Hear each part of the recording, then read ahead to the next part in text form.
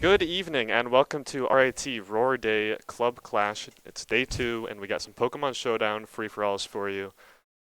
It's going to be RGC, APC, EGS, and Chess.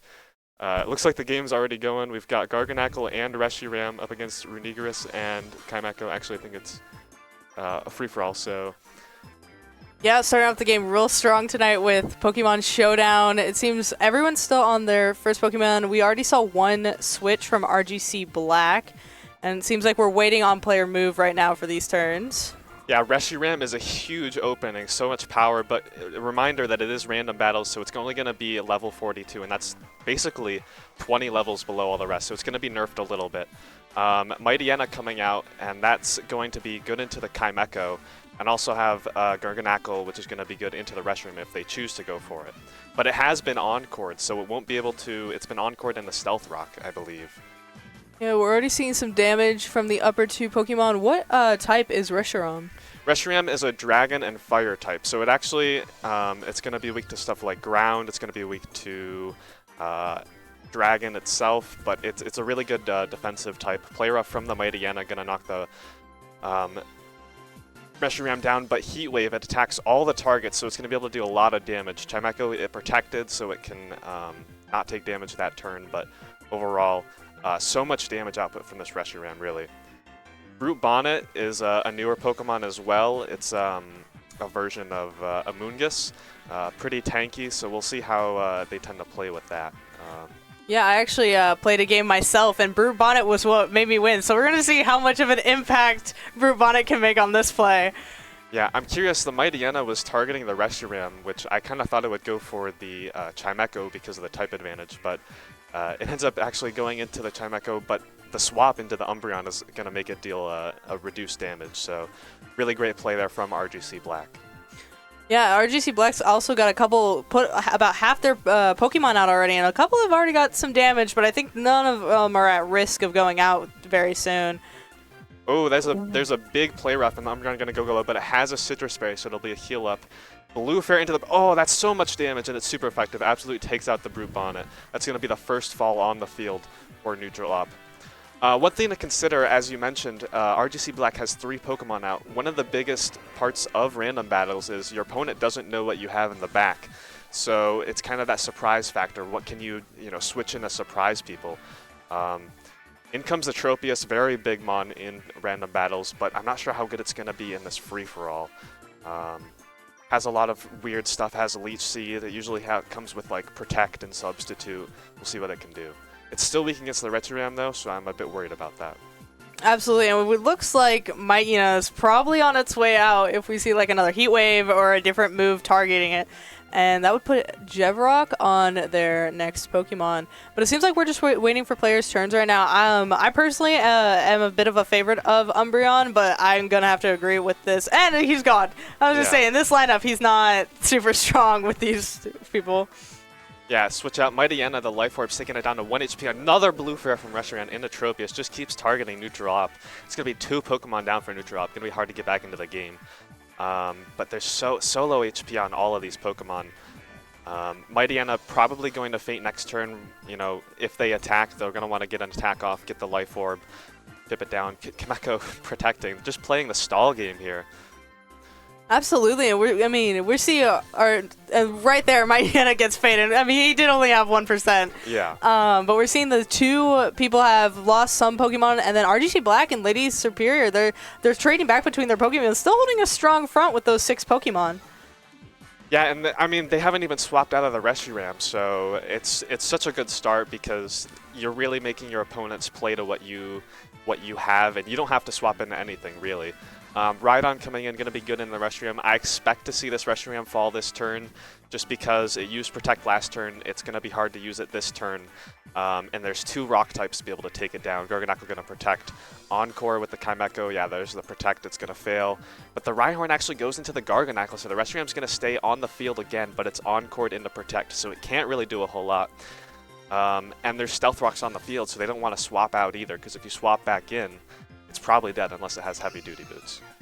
Yeah, we're seeing a lot of moves target neutral op. I almost wonder if the upper two players are trying to get, while those two Pokemon are missing, trying to get all of them visible or to take out neutral op, because it is honestly mind-blowing that Reshiram is still in this after, I think we're on the 11th turn, and still haven't even seen, we don't even know what these 5 Pokemon are coming from Lady Superior. Yeah, one thing that's really interesting, RGC Black has been playing so passively. They've been doing a lot of switching, a lot of protecting. I think they're really trying to just play it passive, try and let other players deal a lot of the damage, and then maybe late game, they'll have a little bit more HP than what's left. Actually, a swap out on the Reshiram into the Wug Trio. We'll see how that goes. Double protect, so it's just the Kameko going to be making a move. And they Psychic into the Wug Trio. It's going to take it down very low. Good play. They didn't attack into the protecting Pokemon, so Kameko, it's still pretty low though. We're gonna have to see it. But now the Reshiram is off the field, so there's a lot of pressure gone as far as damage pressure. I'd say that probably the strongest Pokemon might be the Kameko. You know, hits hard with the Psychic. Nothing here resists it. But we'll have to see. Yeah, I absolutely have to agree. The players are playing very passively, especially RGC Black. And I mean, we did see that switch in Rogue Trio, but it almost looks like we could go back to RIT Trio, I believe. Yeah, Reshiram, because Rogue Trio is almost on his way out. So is the attack on Alchemy. Oh. They're also very low. That was a Decorate into the Wug Trio, which actually raised the Wug Trio stats. Kind of a, I don't know if maybe there's a tech going on here, but Alchemy on its last legs as well got hit by the Wug Trio. It's going to protect this turn, try and last. Ooh, Liquidation onto the Kameko. That's going to be the first drop for RGC Black, and a high horsepower into the Wug Trio. That's going to take the Wug Trio out.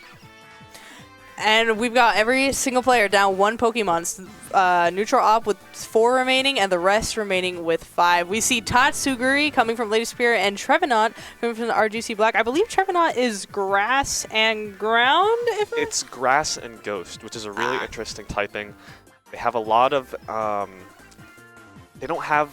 Ghost has a lot of offensive pressure, and Grass also is going to be good into this Rhydon, sorry, but the Thundurus, it is flying type. It doesn't usually carry flying moves, so it wouldn't be able to hit the Trevenant very well, but the Trevenant is going to have a hard time hitting grass moves into it. And then the Reshiram's going to come back in, die to the Stealth Rocks. That'll be just a free switch, basically. It's kind of a weird move where you let a Pokemon go, but you get a swap into whatever you want for free, basically. That's so interesting. What does this Trick Room do? I have not seen that one on this game yet. So Trick Room, what it does is it takes basically your speed is what determines who goes first in a round, in a turn, but Trick Room does the opposite. So whoever has the lowest speed actually goes first. So you want to have a Pokemon with a very low speed. And that's going to be a Wood Hammer. It absolutely decimates the Rhydon. I mean, even a little... Caterpie could have probably used a wood hammer and kill a Rhydon. It's got the 4 times weakness, so gonna go down. All the people now have, all the trainers now have at least 1 Pokemon down. Jevrock and Neutral Op both down 2. Go ahead. And we've seen all of Neutral Ops bringing in Muck. We saw all of Neutral Ops Pokemon displayed for every trainer now. That could be a good move, could be not. We'll see how it goes. We have Ranunculus coming from Jevrock entering the field, but immediately a super effective move on Trevenant from Muck, but Trevenant was able to regain off of, I believe, leftovers. Citrus Berry. Citrus Berry, my bad. And wow, a Poltergeist into the Ranunculus. Going to be taking 3 faints this turn, all perfectly orchestrated.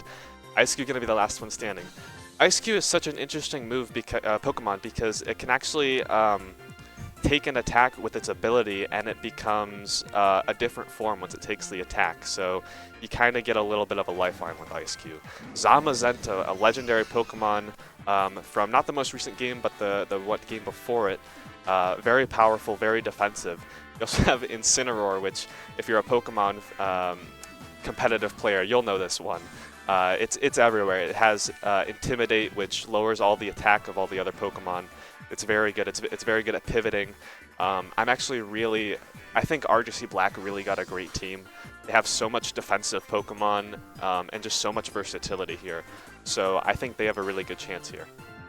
Oh, I absolutely agree. I love seeing Incineroar, and I just noticed that RGC Black's got Bulbasaur too, which is a great classic. I will say I'm slightly partial to Zamazenta because I do play Pokemon Shield, and it is, well, he was one of my favorite Pokemon in that game. So, but I'm actually really interested to see who's going to take Alcremie out. He's really low. We've got 3 Pokemon at pretty much perfect stats, minus XQ, but still relatively in the top half. So it's going to be, Neutral Op is not in the best position right now with how many Pokemon they have left, even though they're tied with Jevrock, and just the fact that one of the remaining 3 is at 6%. Yeah, and the interesting is they tried to protect, which normally would be good because, you know, you burn a turn somebody attacking into you, but everybody protected that turn except for the Incineroar, so no damage was dealt, and that really, they're going to have to swap into Garganacl to try to live. A Terra from the Incineroar is going to turn it into a water type, so the body press is not going to be effective. Body press from Ice-Cube going to max out its attack, but it's going to take a lot of damage for that. There's the Ice Face that I was talking about, neutralizes 1 attack. So now Ice-Cube, so much power, but we'll see what it can do. You know, protects are going to be back up. And then it is down to 50%, a decent attack from most of these Pokemon. Might take it out. I'm not certain. There is the protect. Oh no, that's an Iron Defense. And the Parting Shot. So that's what I was talking about with Incineroar. It's very good at pivoting, but since it went into the protect, it's not actually going to be able to get out. And that was actually a pretty good play from Ice-Cube because you don't let the Incineroar swap out, and there's actually, again, not a lot of damage dealt that turn. Interesting. Alcremie we see coming back with an attack on SQ, taking Zamazenta down to 50, and Alcremie went out by Zamazenta from Jevrock, leaving Neutral Op with only 2 Pokemon left. I do have one question, because I personally don't understand this one mechanic. Why did, well, Incineroar start with Venusaur, not Bulbasaur, my bad, RGC Black. But that water tag, is that, what exactly does that? I believe it's called, like a type change, or how does that work in, I might have missed it. The Ice-Cube may have Terra'd.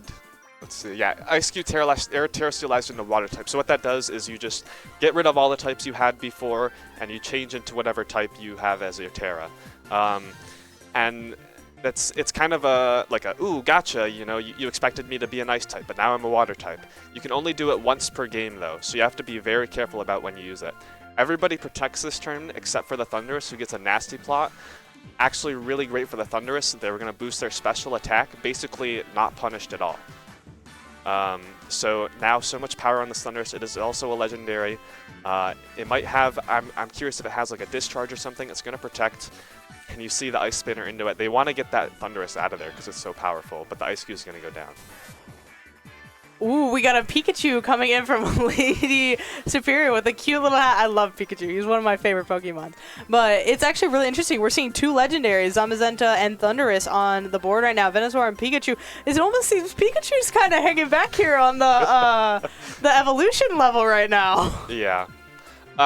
What's interesting, and this is really what's interesting about random battles, is you can get literally anything. You know, you can have a team full of 6 legendaries, and your opponent has, you know, a team full of Pikachus. I mean, you can't get the same Pokemon, but actually, a Wild Bolt Storm going in to take out the Zamazenta, and it's actually going to power up the Pikachu because of Pikachu's ability. Unfortunately, Pikachu getting taken out. So unfortunately, it's not going to do too much, but it was kind of fun. Yeah, double feint on this turn. I guess we're going to see, I believe, potentially we're going to see, oh, we got to see the last Pokemon of Lady Superior, Crocodile and Toedscruel, with Jevrock still having 1 Pokemon hidden from the game. I'm not really certain on their types. I'm not really sure where we're lining up. I know we still got 1 legendary on the screen, but like, who do you see being the best outcome right here with these 4 Pokemon? Right now, I really like Thundurus's position. It's gonna be able to avoid the Crocodile because it's flying type. It is gonna tear into the Venusaur, which everybody hits into the Venusaur on the Protect turn, so great play by the Venusaur. One thing is, RGC Black has 4 Pokemon left, while all the rest have 2, so I think they might all try and get RGC Black down, you know, down to their level, because right now they're very far ahead. Yeah, that passive play RGC had in the very beginning of this game, it seems to be paying off, but on the downside of these type of games, when you hit a certain point and everyone's down, you become the common enemy. Hey, yo, that guy has 3 stocks left. we're gonna I bet you're probably right. All 3 players are probably gonna focus their action in Venusaur, and because they just used Protected, odds are it won't pass again the second round. But yep, it failed. They tried and it failed. So you have a 1 in 3 odds of protecting twice in a row. So it's not going to work out that time. Again, they all targeted into the Venusaur. I wonder if maybe, imagine if they're out in the CSR. Yo, everybody hit into the Venusaur. But yeah, so in comes the Umbreon. Pretty tanky Pokemon, but it's very low on HP, so it probably might take 1 attack, but I don't think it's taking any more. Yeah, I could see it being 1 move with Thunder. It's got that 3 times. Nasty Plot again, getting special attack up again. And it looks like it's no punish. Yeah, nothing was done on Thunders. Again, they were able to raise that special attack with no punishment whatsoever. That, and Umbreon healed itself quite a bit using Moonlight. So we're seeing a much more even health-wise on this playfield. Yeah, it was a really good play. Umbreon gonna heal when nobody else is doing anything. You saw the Protect from the Crocodile, which blocks the Spore. Thundurus going to be super powered up now, could probably instantly take out any Pokemon, but it's going to go for the Wild Bolt Storm. Toedscruel and Crocodile are both ground types, so they're immune to that, so it's only going to hit the Umbreon. So we're not going to see Umbreon again, very tanky, so it can still take a little bit of a hit from a Thundurus, but it's not going to be able to take another. And to take note, Umbreon and Thundurus have been paralyzed by, I believe, Wild Bolt Storm. Yes, Wild Bolt Storm paralyzed both Umbreon and Thundurus, so we can see if that, I believe Paralyze affects if they're able to make a move in a turn? Yeah, I think it's a 1 in 3 or maybe 1 in 4 chance to get paralyzed on a turn. It also lowers your speed a bit. Protect from the Thundurus, we'll see if they try. And the Umbreon's going to Moonlight again, so they'll be able to take another hit. Good play there, since the Thundurus protected. They could heal up a bit, and now it's really the Toedscruel and the Crocodile on the back foot. They've been kind of targeting each other this whole time, and the Umbreon and Thundurus have just been, chilling, like. Yeah, I wonder if that play is because and we see 3% on Umbreon in that strike. Very little damage being done to the other 2, but they knocked down that special attack on Thundurus down 1. It's no longer 3 times, it's just 2. We might see, and I gotta agree with you, Crocodile and Toadstool, they're kind of just going back and forth, but I wonder if that's because the Toadstool wasn't affected by the Wild Bolt Storm, and they're just taking advantage of not having that right now. Yeah, they kind of have this Thundurus has to either hit just one of them, because they can't hit them all with the wild, I forgot the move name. Wild Storm. Yeah. But actually, both the Toedscruel and the Umbreon are going to go down, and there's so much pressure right now. The Thundurus is still at 40%, and it has the boost on the special attack, so we'll see. I think they should try and get this Thunder out this turn. Incineroar, remember, it Terrastalized into the water, so it's going to be weak to the Thundurus. I expect to see a Fake Out from the Incineroar into the Thundurus to try and stop them from taking them out this turn, but if the Crocodile maybe goes into the Incineroar, it could be deadly. Swap out actually in the Garganacl is very interesting. Couple protects. Yeah, I would love to take note that Squawkabilly as a final Pokemon for Jevrock is just an incredible play, I must say. I love seeing Squawkabilly in this game.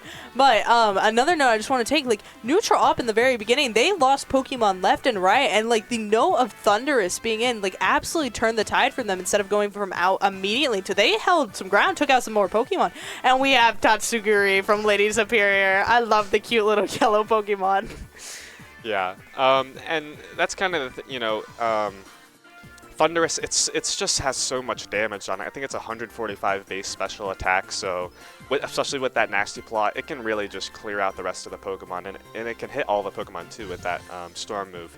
Squawkabilly, unfortunately, gonna be stuck with the minus attack from the Incineroar's Intimidate, so it's gonna be really hard for Jevrock to get back into this. Once again, a triple protect. Oh, and the what was that? The Salt Cure is going to take out the Incineroar. That deals damage every turn. It deals 25% of the health bar to Fire-type Pokemon. And that's from the Garganacl. So down to 1 Pokemon. I believe for, yeah, both Jevrock and RGC Black. Muddy Water, so much damage to all the other Pokemon. Garganacl and Salazzle are both weak to it. And right now we've got Jevrock and RGC Black on their final Pokemon with Lady Superior and Neutral Ops still got 2. We still have that Thunderous in Neutral Ops' pocket, which is a huge play stored away right now for Neutral, putting him in a great position. We see Poison Gas getting 2 protecting themselves, not seeing a ton of moves on that time, but Gennarchi healed himself despite he's already at 100. He actually, I think he was around 75%. Oh, my bad. Yeah. What I'm really concerned about right now, Neutral Op has the Thunderous in the back, but Lady Superior has the Crocodile in the back. So if the Thunderous wants to hit, the Squawk ability with the Electric type move, it can't hit the Crocodile on the same turn. But it's actually going to have to take out the Crocodile now, and that's RGC Black out of the game. Yeah, RGC out. We got Lady Superior on their last Pokemon, Jevrock on their last Pokemon. Neutral Op is the only one remaining with 2. We could see another common enemy play, and we see super effective move on Crocodile to Gennarchi, taking out half of his health. Oh, the Salt Cure is going to miss, so that gives Crocodile another chance to take out the Garganacl this turn. We'll see if the roll hits. Actually, they're going to protect. It's going to be a full turn of protects. But yeah, so Crocodile is probably going to high horsepower. I think it's going to be a roll on whether it can take out the Garganacl this turn. We'll see what comes through. It's not going to land, so Crocodile's probably going to take it out. No, it's actually a recover. So Garganacl's still in this round, and it's going to become even harder for the Crocodile to take them out because they have a Life Orb, so they can't really keep attacking. If they attack, they die. And Thunderous is back in the play. We haven't seen a ton of offensive moves coming from Squawkabilly right now, but I mean, Jevrock was the first Pokemon, was the first trainer with only 1 Pokemon, so I can understand playing a little bit passively, especially when you only have 2 people and one still having 2 Pokemon remaining. I could see exactly what you're saying, Crocodile making a move, and we're seeing another protected going 30% close on Thunderous, but still not, and he is out. Lady Superior is out. No more Pokemon. Thunderous doing the final move with knockoff.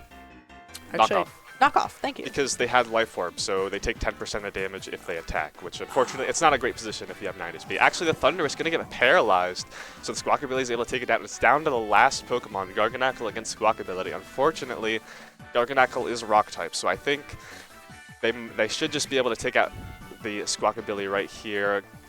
Brave Bird, they're going to try for it, but yeah, the recover. Just playing safe, really, for the Garganacl, trying to get as much HP as possible, and then take out the Squawkabilly. Types be known, I have full faith in Squawkabilly, and no, he's gone. Yeah. It was really such a great position from Neutral Op. Having the Garganacl, there was a lot of great positions where they just, they resisted all the other Pokemon. They also had the Thunderous, a lot of the damage. They got down a bit earlier, but they were able to play around that Thunderous, just dealing, absolutely just wiping out Pokemon. And then the late game Garganacl was very good on the defensive. The Squawkabilly really couldn't do much.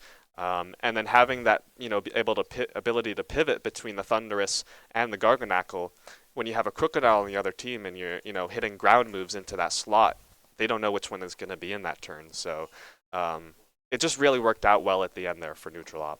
Absolutely, especially with Neutral Ops starting the game and not immediately getting targeted really quick, losing Pokemon. I think I lost 2 or 3 Pokemon before we found out Thunderous, and Thunderous really changed the course of this game. It really it made every player have to change how they were playing, even when they were running on random sets.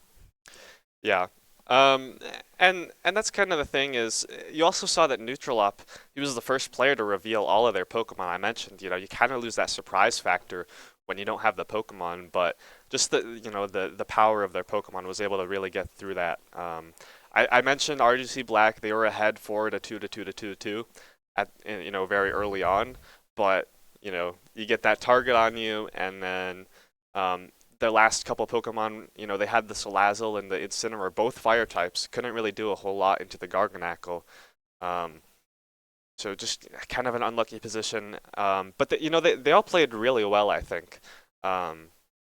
Just trying to, the protects were generally pretty good. Generally, I'd say they all,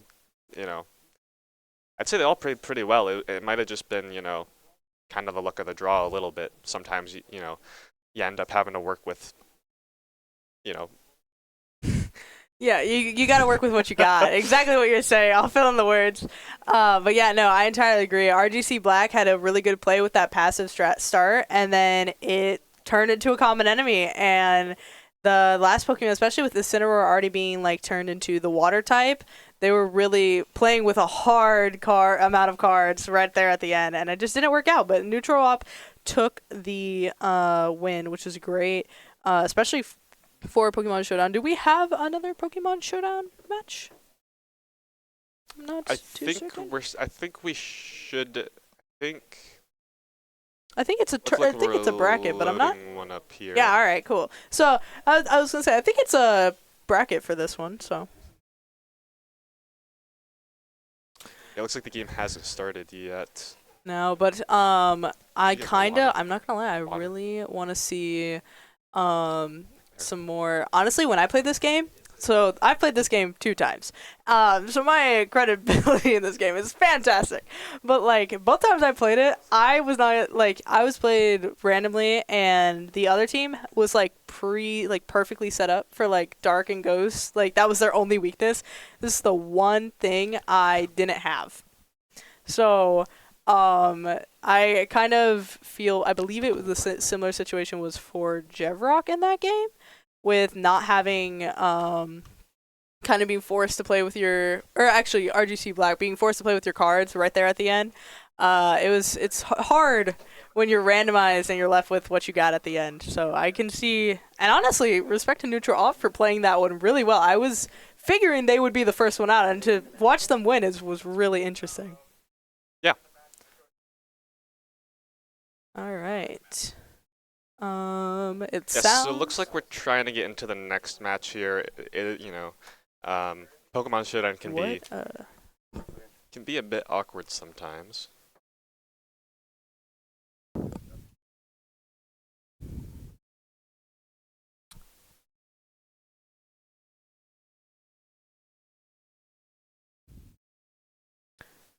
All right, it looks like the next one is loading up.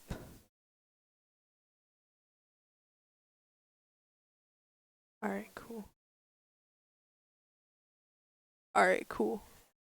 While we're waiting for the next game to be pulled up, this one.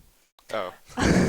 While we're waiting for the next game to pull up, we're gonna talk about a bit on the dono totals, the donation totals for Aurora Day so far. It appears our highest right now is Game Symphony Organization with $3,650, which is great. And then Foam Blaster Club following up with $209 for donations right now. The current club standings, how Club Clash is on this side of the overlay. We have Chess Club winning with 10 points. They must have done really well in Pokemon today, because we started off today with I think the highest was Riot Games at 8, so that means they earned 3 points, I believe, potentially 4 points in this Pokemon game, which is really good, especially in this Club Clash. They might have won every match. And we had the games last night as well. That was a couple games Fall Guys. They were building up points there. Mega Strikers, Overwatch, so kind of a continuation here. But yeah, it's it's a great day. Rory donate to the clubs, and you can see GSO on top. Kind of expected. They're a big club. They're very active as well. A lot of great work. Looks like we got an update on the scores. So yeah, Chess Club, they're at 8. Tied for number 1. It's a good move. I know for a fact it was on Riot Games was the only one with 8 as of the start of tonight, and Chess Club is tied up. So we got a strong first place with both Chess Club and Riot Games Club at 8. Strong second place with Action Puzzle Club and Fighting Game Club going for 7. The rest trickling down, but all have a chance, especially today with the amount of games we're playing. Because right now is Pokemon. We're gonna watch another Pokemon game, and I think after this is Rocket League. Yeah, I think so. I think we're going back to Rocket League. Yeah, but even then, you're seeing Rocket League, Dota 2 tonight. There's a lot of games. There's a lot of time for points to be made. Yeah, we're going to have games all night. It's going to be going long. And I mean, you have every club I think still has an opportunity to win, and even Action Puzzle Club, Fighting Game Club, they're not far behind. So the teams, they got to stay vigilant, really. Um, and yeah, we have Rocket League, we have Dota, a couple other games. So make sure to stay tuned for those. Cheer on your club. Um, we're gonna see who wins. We're gonna see who's the best club, who's the best gamers. Who's the best gamers for Roar Day? Ran by RIT Esports. It looks like we're pulling up the next match just up here in a second. And that will be interesting. I believe the way the scoring one works is like first place that gets like 2 points, and then it cascades down. So the odds are probably in that match we saw Chess Club, because Chess Club was one of the teams we won. So odds are we saw Chess Club win in our match, but not entirely certain on that. Yeah, it's really interesting. You don't see a whole lot of free-for-alls. Usually you're seeing 2v2s or 1v1s. So it's a really interesting format. People not necessarily always used to it. Bit of adaptation there and here and there. I think we have our next game coming up soon.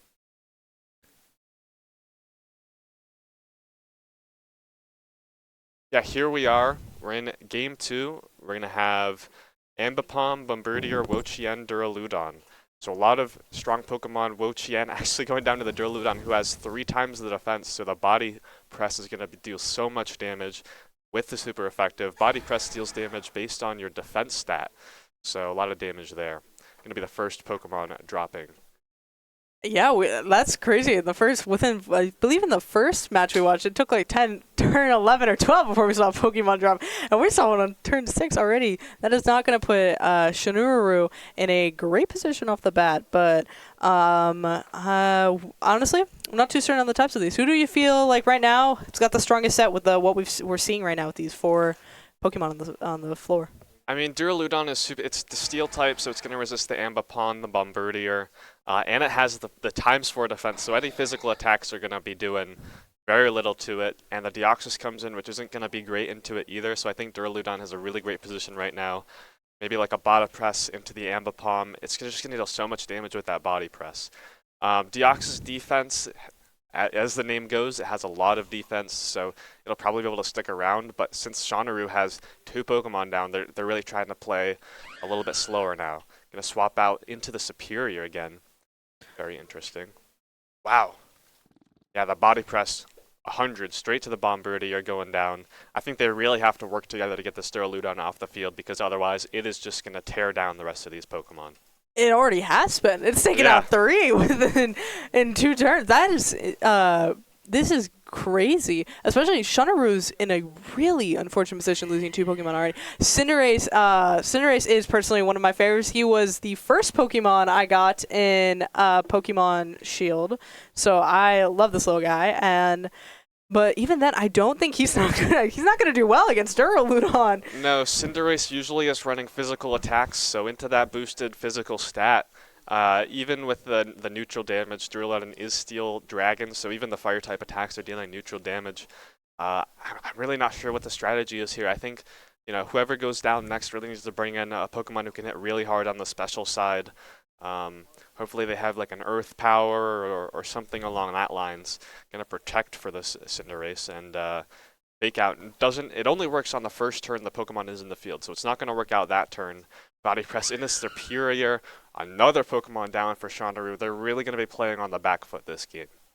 Oh yeah, we got to see them start playing some passive moves upcoming, especially with these 2 Ambipom, BC Dubs, and Phantom Boy. They both still have 6 full Pokemon, and Phantom Boy is really lucky with that Duraludon pool. I mean, 75% health, and especially not even disclosing your other 5 Pokemon. It's a great start. And we see Blissey coming in from Shinuru FBC, I believe a Psychic, Fairy type. It's a normal. Actually. It's a normal? I really do not like this Blissey play. It's weak into this Duraludon. Blissey has, I believe it's a 5 base defense stat, so anything pretty much. I mean, the Duraludon could, tap it on the shoulder and it's going to go down. I really would have liked to see that Deoxys come in. It's going to resist the body press. Oh, I see. They have the Ghost Terra, so if the Duraludon goes into it, it's not going to be able to actually hit it with the body press. But instead it goes for the Cinderace on the double protect from Ambipom and Blissey, hitting the only Pokemon who doesn't protect. And you saw the Cinderace goes for the Pyro Ball into the Duraludon, does barely anything, 11%. That's the boosted defense. You really need a Pokemon with special attack to hit this Duraludon right now. Absolutely, and we need to see it now. I mean, Phantom Boy is clearing Pokemon. They're taking Pokemon down with their name. Like, we gotta see like either Peppa Piglet, especially bringing in another Pokemon, somebody to combat this Duraludon. He's body pressing everyone till they're gone. They're dead. Yeah. And I'm surprised this Ambipom has stayed around so long. It doesn't have a whole lot of offensive pressure, but it is, a week into the Duraludon, and I would have expected it to go down earlier. Archaludon from Peppa Piglet is the evolved form of Duraludon, so I think it does usually carry a Draco Meteor, so it might be able to deal some decent damage into the Duraludon. We'll have to see. It's going to Terra Fighting. We'll see what the play is there. Takes so much damage, though, from the body press. Aura Sphere into the... It's going to take it out, so the Duraludon off the field. Great play from the Peppa Piglet, but he's going to lose his Pokemon for it, unfortunately. Even then, I honestly thought it would have been hilarious if they had taken out Doodledon and then had the evolved version stay in the game. That would have been really funny.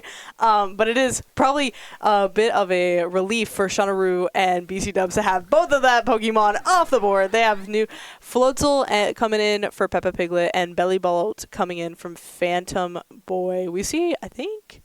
We might probably see Ambipom gone this round. I don't think with 13% they're going to be staying around long, especially with all three being at 100%. I want to see how the Ghost type is going to interact with these, though. Yeah, it's really interesting. Now BC Dubs, despite not really, doing a whole lot, he's the only player with 6 Pokemon left. So it's kind of a weird spot. They haven't really done a whole lot, but since the Duraludon was just doing so much, and the Duraludon didn't go, the Duraludon didn't go into them, so they're still around, and we'll see what happens this turn. Bellybolt, electric type, new this generation, a little bit defensive. It's going to be getting into the Floatzel, but they're going to protect, so we'll see how that plays out. 3 protects and a Thunderbolt, so nothing going to really happen this turn, but now the protects are used up, so we'll have to see some actual moves being made next turn. I wouldn't be surprised if we see sort of like a tiny alliance between Peppa Piglet and Blissey, because looking at BC Dubs and Bellybolt, Phantom Boy has 5 Pokemon remaining, BC Dub has 6, and Shanaru and Peppa Piglet are tied with 3 Pokemon remaining, 1 not revealed still. So we might see a tiny alliance between them. Cresselia coming in for Peppa Piglet. And at 7%, and Ambipom is finally gone, being taken out by, I believe, Hyper Voice. And unfortunately, that's going to put Peppa Piglet at 2 Pokemon remaining. We might see him bring back out, I believe, Floatzel. Yeah. So that's really something interesting that happens in these free-for-alls is you get it's everybody man for themselves, but sometimes you have to make these little alliances just to stay alive. You can't be hitting into the guy who's only got 3 left, because once they're gone, the other guys are hitting you the whole time. So you kind of have to choose your targets wisely. Raikou coming in for BC Dubs, a lot of power on this electric type Pokemon, and a Mew from Peppa Piglet, gonna be their last Pokemon. It is a psychic type, very well rounded, very versatile. It could literally be carrying so many moves. We have no idea what set it's going to be bringing, so I'm very curious to see what they use here. Absolutely, and we're seeing more protects. I think it is sort of a strategy amongst the players to have this sort of like passive protect plays, because we saw it a lot in game 1. We're seeing it a lot in this time. We saw charge attack we saw Psychic Attack hitting Mew, only doing, I believe, 8% damage. So Mew is still in a very strong position. I'm honestly surprised we're not seeing sort of that tiny alliance, like you were saying, just to survive. Peppa Piglet and Shanaru, I could see it happening, especially with the large difference in Pokemon right now, because it looks like BC Dubs and Phantom Boy, they're really not attacking each other. It's like they have a tiny alliance. They are both electric types, so it's going to be maybe not the best for them to be attacking into each other as far as damage-wise. Another thing is that Shanaru, both of their Pokemon left, Blissey and Deoxys, are both very defensive, so they can't really do a whole lot into the BC Dubs and Phantom Boy Pokemon. So they're really just trying to play, hoping that, maybe BC Dubs or Phantom Boy hit into each other, but they're really not doing that. They're going to swap into Magcargo, who might have a little bit more to say, but also isn't going to be as tanky. He's a cute little guy, though. His little beady eyes. And there's the Mew going down, Peppa down to their last Pokemon, which unfortunately is a Floatzel in the 2 electric types. That is really unfortunate. I would not be surprised if Floatzel does not make it past this turn. We might see Peppa Piglet on its way out. Because at this point, I do not think it's ability for Peppa Piglet and Shaunaru to make any sort of tiny alliance against these, and I wouldn't be surprised if Shaunaru goes right back out. But we, like you were saying, we're kind of at a stalemate with Mew. But once they took Mew out, we kind of might see some strong attacks coming from Bellybolt and Raikou going to Floatzel. But we are waiting for their play this time. Yeah, it's really weird right now between the Raikou and the Bellybolt. They don't really want to hit into each other, but they are, both 5 Pokemon left, so they're going to have to hit into each other at some point. Anyway, wait here. I don't know about you, I think Floatzel is a really underrated Pokemon as far as just being a cool Pokemon that people don't, I mean, it's got the little, the little, like, buoy, and it's got the double tails. It's really, honestly, a kind of a cute Pokemon. Especially, Buizel before it. Oh, yes. I absolutely love Floatzel. It's going to be a shame we're going to lose this little cute guy. And he took out Bellybolt. I take that back. Floatzel, stay living. I believe in you, Floatzel. He took out with Crunch. He took out the Bellybolt, which we might see Phantom Boy and BC Dubs start attacking each other if we don't see another electrical type coming in. Yeah, it's gonna be weird. There's a lot of type diversity right now. Raikou is good into the Floatzel. Floatzel's good into Magcargo. Magcargo can hit the Raikou with its fire type move. So we'll see what Phantom brings out. Maybe something that can take out the Raikou. It does put BC Dubs, Pokemon-wise, in the highest position, which, as we saw earlier, can be a good thing and a bad thing. So we saw a Meowstic. I don't actually know Meowstic's type. It's a Psychic type. It's kind of this weird utility Pokemon. It's not super tanky. It's not super offensive either, but it does have a decent bit of versatility. It can throw up some weird things like the Trick You saw earlier. I believe it can do Light Screen, Reflect, some really weird stuff. So I'm kind of curious to see what it goes for. And, as we talked about, having the target on you with the most Pokemon, but there's so many Pokemon down for all these other players, so I'm curious. I don't know how much they can really do even with the target on them. Meowstic, as I said, going to be setting up the Light Screen. That's going to basically all special attacks that go into the Meowstic half damage. So it's going to be able to take a decent chunk of damage with those set up, and the Reflect is also going to cover it on the physical side, as you saw with the Crunch. Interesting. So, I actually didn't know it reflected. So, Light Screen and Reflect do the same thing, but for different types. Yeah, essentially. And you'll very often you'll see them together on the same Pokemon. Very good, if you want to swap into a different Pokemon that's maybe a bit less tanky, and then you can deal a lot of damage while having that Light Screen and Reflect up to, stop you from taking so much damage. Raikou going to get low, Citrus Berry bringing up a decent bit, but I expect to see it maybe dropping this turn if the Magcargo goes into it again. Floatzel protecting, staying in there, staying alive. Once again, you see the Life Orb on the last Pokemon, so it has that timer on it. It can really only stick around for a few more moves. And just like that, Meowstic is out, and I think we are starting to see that tiny alliance build between Peppa Piglet and Shaunaru. They're both... Raikou's taking a bit of hit. We already saw another Pokemon go down for Phantom Boy, tying Shaunaru and Phantom Boy at Pokemon status right now. BC Dubs is maybe in a move, maybe in 2 moves, losing Raikou. But having that Light Screen and Reflect is going to put off a really strong...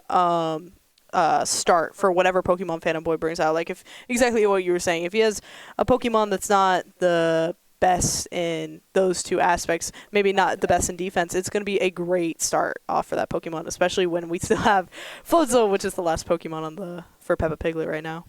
Yeah, and I mean, BC Dubs arguably just in such a great position, even with, the Light Screen and everything on Phantom Boy, the 5 Pokemon left, and both of their Pokemon, that we've seen so far, Raikou and Reuniclus, a lot of damage from both of them. So it's not like they're going to have to play passive. They can just kind of, clean up the rest of the field as long as they get a chance. You might have to see, ooh, that's very interesting. The Ditto going to come in, and it's a possibility we'll transform it into the Floatzel, which is the fastest Pokemon on the field. So that's why it's going to turn into the Floatzel. I'm really curious. The Ditto, so what happens with Ditto is you get all of their moves, you get all of their stats, but it's actually going to keep the level. So I believe its stats might actually be a little bit better. I'm not too certain on that, but we'll kind of see how this Ditto is going to play out. It has the defensive shields up right now, and it's going to be good into the Magcargo, but he might not want to hit into that. I expect maybe like a crunch into the Raikou or something like that. That's amazing. I think we should put as many Floatzels as we possibly can on this gameplay. I think we need as many Dittos. Even though I know at least for Shadowroo, all the Pokemon are visible. I need all of them stat, please. But that is absolutely a great move, and we'll probably see that crunch. We got both Protect on the Floatzels and a strike, a Thunderbolt on Raikou towards Ditto, but it was protected by that screen. Yeah. So no damage this turn. The main thing we're looking at, the light screen and the reflect, they do have a turn limit. So as you can see, the light screen has 3 turns left. Actually, the Meowstic was carrying an item called the Light Clay, which extends the duration of those. So they're going to have them for a few more turns. The reflect going to last for 4 turns. So they'll really have a lot of time to work with. I'm surprised. I know that the Raikou is going to go hit into them, but I really would have liked to see them maximizing the amount of turns they have these defensive, shields up. Wave crashed into the Raikou. Unfortunately, it's on a Protect, so the turn count of these barriers are just going down and down. Unfortunately, Deoxys is going to be brought in. Very defensive, as I mentioned. I'm not sure. It usually doesn't carry. It only carries 1 attack move very often. So I'm really curious, what they're going to do here. Absolutely. I'm slightly surprised that moves haven't been made on Floatzel. I understand both turns so far. We've had Protect, and then Floatzel tried to use Protect again and failed, and then use Protect again. So we're seeing Floatzel use a lot of sort of defensive, trying to play passively. But even with only 1 more Pokemon, I'm actually surprised we're not seeing either Raikou or Ditto target them specifically. And Raikou is fainted, leaving BC Dubs with only 4 Pokemon. We might see him return a Pokemon are used, but what are those spikes below? So spikes are like Stealth Rock. As soon as you swap in, you're going to take damage. Each level of spikes, you can have up to 3 levels of spikes. Each level of spikes is going to increase the amount of damage you take in. So the first level is going to be 12%. Next level, 24. The next level, 36. So you can take a lot of damage if you have a lot of spikes up.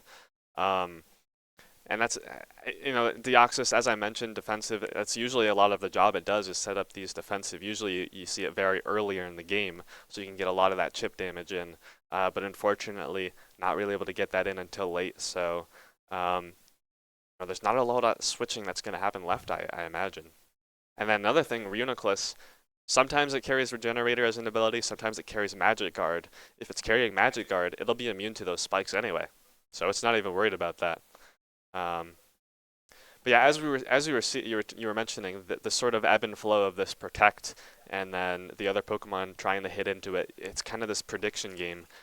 Am I going to predict? Am I going to attack into you? Am I going to attack into the other person? You kind of have to sense what the other players are feeling. It's really this kind of thing that you pick up the more you play. Yeah, absolutely. And I honestly kind of find it funny that Floatzel got hit instead of the Deoxy. Didn't get hit with spikes, but Floatzel did. There is no Pokemon that can come in for Floatzel, so those spikes will not be used.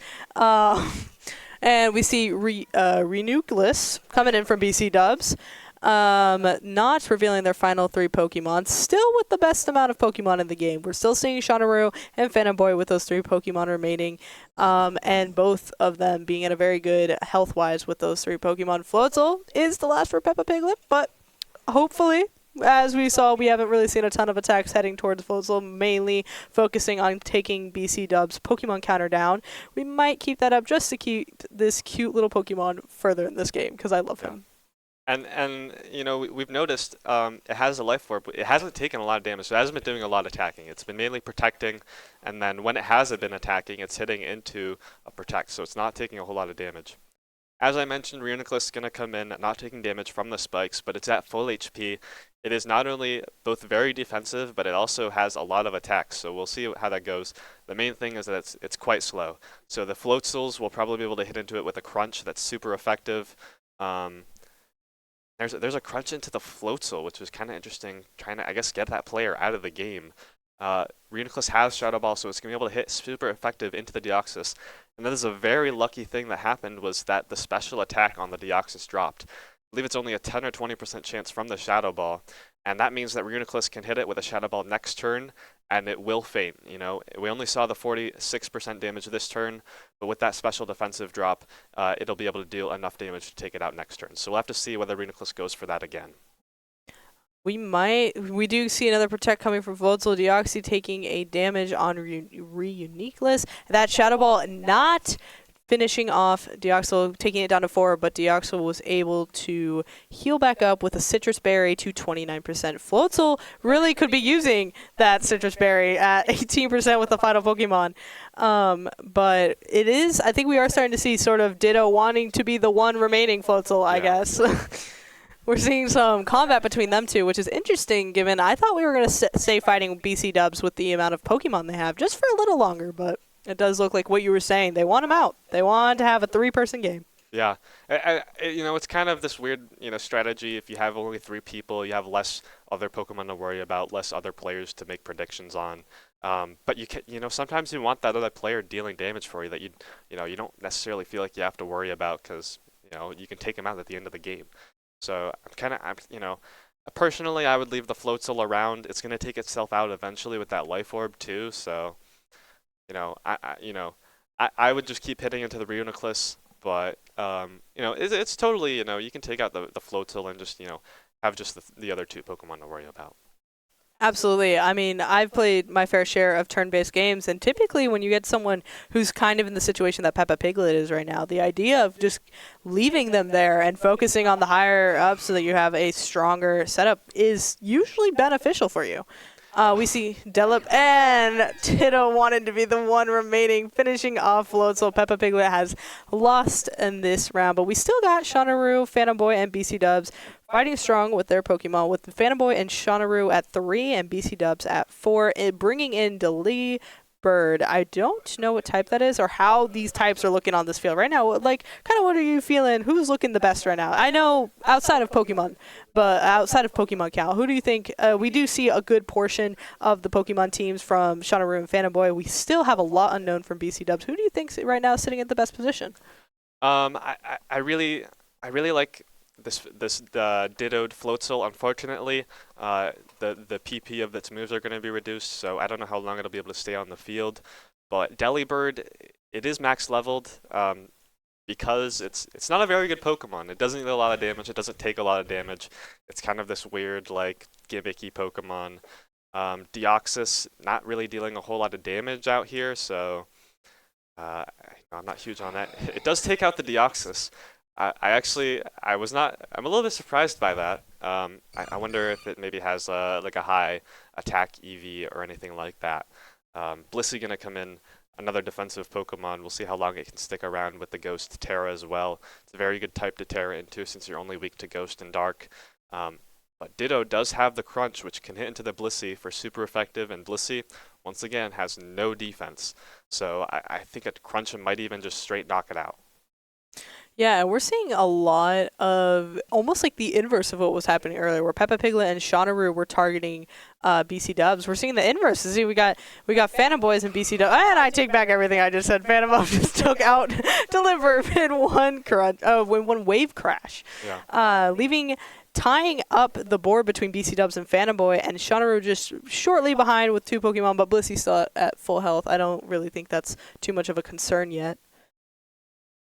Yeah, BC Dubs down to 3 Pokemon, still has the Reuniclus, which is still in a pretty decent position, has the Shadow Ball for the Blissey. It is at 35%. It might have Recover. It's a pretty common move to run on Reuniclus. It especially since it doesn't bring in Regenerator as its ability. Gonna switch into the Mag Cargo. We'll see a couple Protects. Oh, wow, great prediction.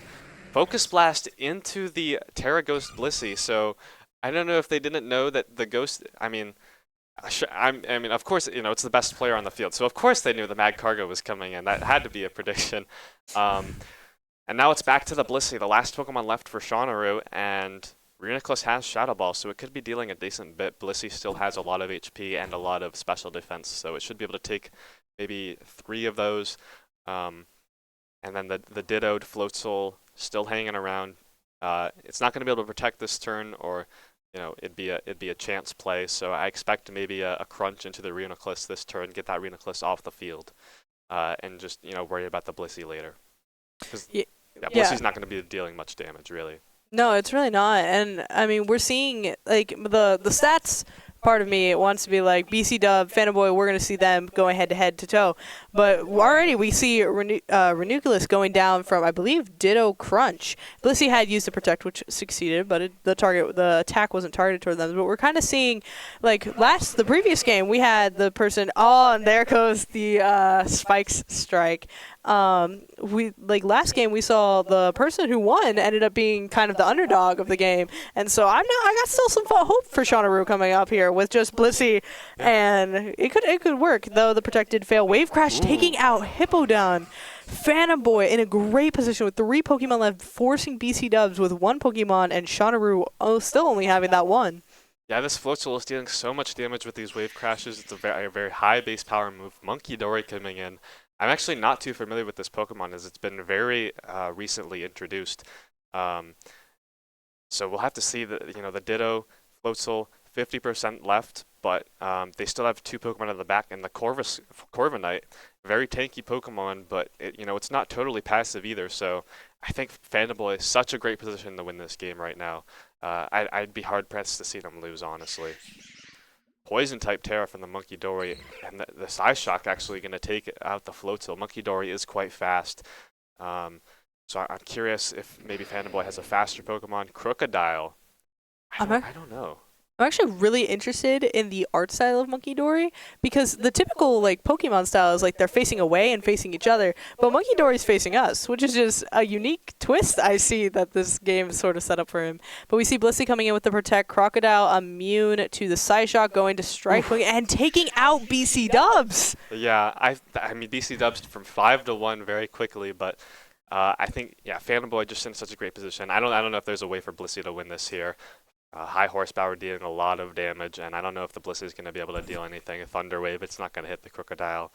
I'm not sure. I guess does it not have? It has. I don't know if it has any moves that'll hit it. It should have Echoed Voice, but wow. We see a heal. That is a good move right now, but even then it's going to be tough. We're back at 14%. The amount of damage Crocodile can do to Blissey is it's almost unfair with the 1 Pokemon compared to 2. The Protect was a good save, but we might see Blissey go home because we're not going to get... Oh, and a missed hit! Oh, that could be something, but no, there's no way the Corviknight is going to go down. It was interesting, the miss from the high horsepower, but just having the Pokemon advantage should be enough for Fanboy to win this game. A little bit of fun. And that dragon to it.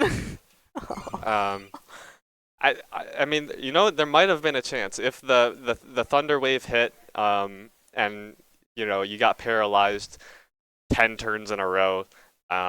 There might have been a chance for Blissey, but you're banking on a miracle basically. So, Fanboy gonna come away with the game. It almost worked. They almost had it. Fanboy walking away with the win. And it's actually really interesting how Fanboy played, because Fanboy, I think for a while in the beginning, he was the trainer with the 5 Pokemon for the longest time, and you saw that versus BC Dubs having 6, and it honestly looked like it was going to be a final 2 between then, and it ended up being Shawnaru, who's the first person to lose 3 Pokemon in the beginning, which is just really interesting to see how that ended up playing out. And I really do like how Blissey almost had this defining moment, and Corviknight crushed it. Yeah, unfortunately, I mean, there's not a whole lot you can do from Sean's position with the Deoxys and the Blissey. They're very defensive, so you're kind of really hoping the other players take it out on each other, and don't look at me, don't hit me. But yeah, Phantom Boy, I believe they had the Duraludon earlier, which was dealing a lot of damage, could take out a lot of Pokemon, so they had a really early advantage, and then they just kind of swept up with the rest of their Pokemon. BC Dubs did give them a bit of a run. It just wasn't enough. And I mean, it was very well played from a lot of the players, I would say. BC Dubs had that, Raikou. They were getting a lot of great protect turns. Looks like we have actually another game coming up right here. Exactly what I was about to say. It looks like they were taking us into the next match straight away. Looks like we've got Wish with Gastron. Oh, well, wait a second before it comes up on stream. I'm jumping ahead. But already I'm seeing some interesting Pokemon with Wish having Gastrodon as a Muriel with average nut FBC, Fezon Dippity with Crystal Galaxy, and Nathaniel playing with Swampert. Off the bat, what are we looking at? We're looking at a lot of water types. 3 water types on the field, and Swampert and Gastrodon are both water ground. So very good type, only weak to grass. And Gastrodon actually cannot take any damage from water types if it has the Storm Drain ability, which it probably does. Switching to Darkrai, very powerful legendary Pokemon. And then Fezandipity can hit the U-turn in a Leafeon. So they'll be able to hit both of the Gastrodon and Swampert for a lot of damage. Icy Wind, it does not a lot of damage, but it lowers the speed of all of the Pokemon on the field, so very interesting play. Absolutely, and Leafeon pulling up that grass type. I mean, it's very strong against water type. So it was a good play coming from Crystal Galaxy. But that was a super effective hit from Gastron with the Icy Wind into Leafeon, and getting that speed hit quick. I mean, it leaves Gastron, I believe, going first for more than Gastrodon is quite slow, so I'm not sure if it'll be able to go first. Darkrai is super fast as well, so I think the Darkrai might be able to go first anyway. But overall, if they keep hitting the icy waves, or the icy winds, they might be able to eventually be able to go first. Maybe. Again, as I said, Gastrodon very slow. But I'm curious what the players on the left are going to do. Leafeon, very threatening, pretty much could OHKO both of these Pokemon. They're both going to stay in, and the Leaf Blade into the Gastrodon going to take it down, as I said. No chance, basically. Yeah, no, the super effectiveness of grass on on water is... Honestly, it's great. It's great to see, and playing Leafeon, especially with the 2, it was a very smart play. And as we saw Wish losing their first Pokemon. We'll see who they will bring, as they're all hidden, so we're not entirely certain who it will be this time. I honestly wouldn't be surprised seeing Leafeon going for Swampert, and Brute Bonnet makes a turn. I automatically have a bias to that little guy. I love him. Yeah, a lot of these Paradox Pokemon, very interesting. They kind of switch up, what you thought the Pokemon previously was, and now it has this kind of entirely different role. Again, the Leafeon's still in the field. It's down a lot on the speed, so I think Swampert might be able to... I don't know if it's carrying any moves that might be good in the Leafeon. We saw the Icy Wind, but it doesn't have a lot of damage, so I don't think that I'll be able to take it out. I'm really curious. This Darkrai has been playing a bit passive. It's protected. I'm really curious. It has a lot of damage as well, so...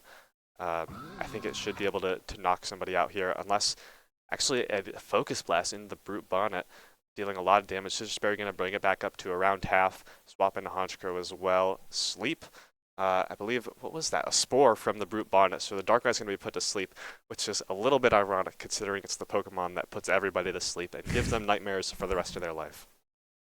That is not a great bio for a Pokemon. But... It looks like, honestly, not really certain who's gonna be taking the lead here. We still have tons of playing room, and unlike the previous 2 games, we're not seeing that player get targeted like we did before. And now the argument could be made that Wish is falling down that path with already losing Gastron and Brute Bonnet being at half life, but Leafeon is also only 37% remaining, so we're really kind of seeing them all gradually go down, but there's plenty of time for that to change, and we are only on turn 4. And Brute Bonnet goes away with Magmar comes in, Sandy Shocks comes in.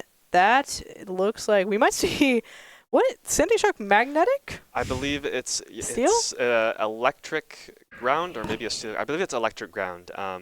So it has that electric move, which would have been good in the Honchkrow, but the Swampert going to come in. It has the ground type. It can be immune to those electric moves. Darkrai actually staying in through the sleep.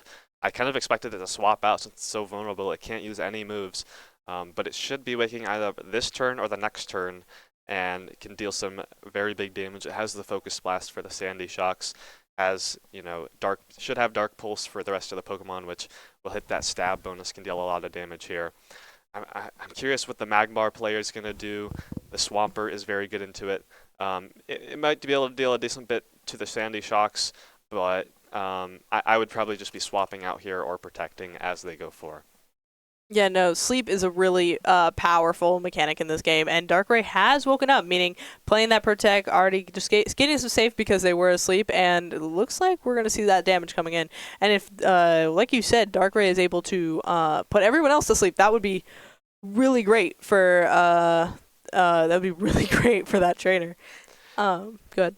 Yeah, it usually, I don't know if it usually carries any sleeping moves anymore, but I mean, lore-wise, it does a lot of sleeping, and it does have a move called Dark Void, which has a chance to sleep all the Pokemon on the field, which would be very interesting in this free-for-all. The Volt Switch into the switch on the Araquanid could be super effective, and the Sandy Shocks will be able to switch out for free. So a great play there from Crystal Galaxy, and the Araquanid taking a lot of damage. Gonna be tough. Sludge Bomb as well. Oh, that's a bit unfortunate for the Araquanid.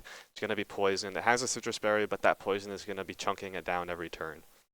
Yeah, it is really unfortunate. I have never seen Comfey before in Pokemon. I did not know that a Lay was a Pokemon. It's a very cute Pokemon. It's from the Alola region. It's a fairy type. Kind of a bit of a supporter Pokemon. Its stats are kind of middling, but it has a couple moves that can, usually it's more of a, okay, I'm going to help out my teammates, but since it doesn't have a whole lot of teammates in this free-for-all, we'll have to see what it can do. It usually does carry a grass-type move, so it might be able to hit the Swampert, but the Araquanid, wow, a lot of switches out. It's going to go into the Espeon and heal up with a Draining Kiss. Oh, wow, a Magic Bounce from the Espeon on a Sticky Web. So the Araquanid was trying to hit the Sticky Web onto the Espeon, or actually the whole field, but the Espeon is going to be able to Magic Bounce it back to everybody else, so it's not going to have that Sticky Web. Sticky Web is like the Spikes, it's like the Stealth Rock, but instead of taking damage, you're going to lose one stage of speed.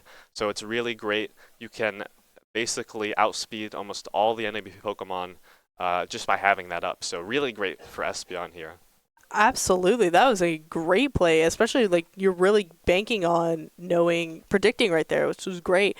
We're seeing some moves, damage go around, Hypno going down, but healing up with, I believe, a Citrus Berry, and then leaving Araquanid at 9% and Poison. That Poison might take him out this turn if someone else doesn't. So you might not see any moves heading to our Araquanid just because they know that Poison might take them down just this turn or the next at max. I'm really interested to see how this web, like you were saying, affects the play, because odds are Espeon will be one of the first, if not first, second of the plays. So they get to make a lot of decisions. They get to make a lot of decisions early, from the looks of it, until those are used up. Yeah, Araquanid going to be going down this turn if they don't swap out. I'm curious, maybe if your wish, you swap out and then leave Araquanid as a sack so that you can bring it in back later, take damage. You're not worried about a Pokemon you swap in taking damage. And then we have a little bit of a light there, but oh wow, the Hypno going for the knockoff. We saw that last turn, but since the Espeon protected, it didn't take the damage, and that's going to be a drop from the Araquanid as well as the Hypno. So 3 KOs that turn. The Lay is the last one remaining.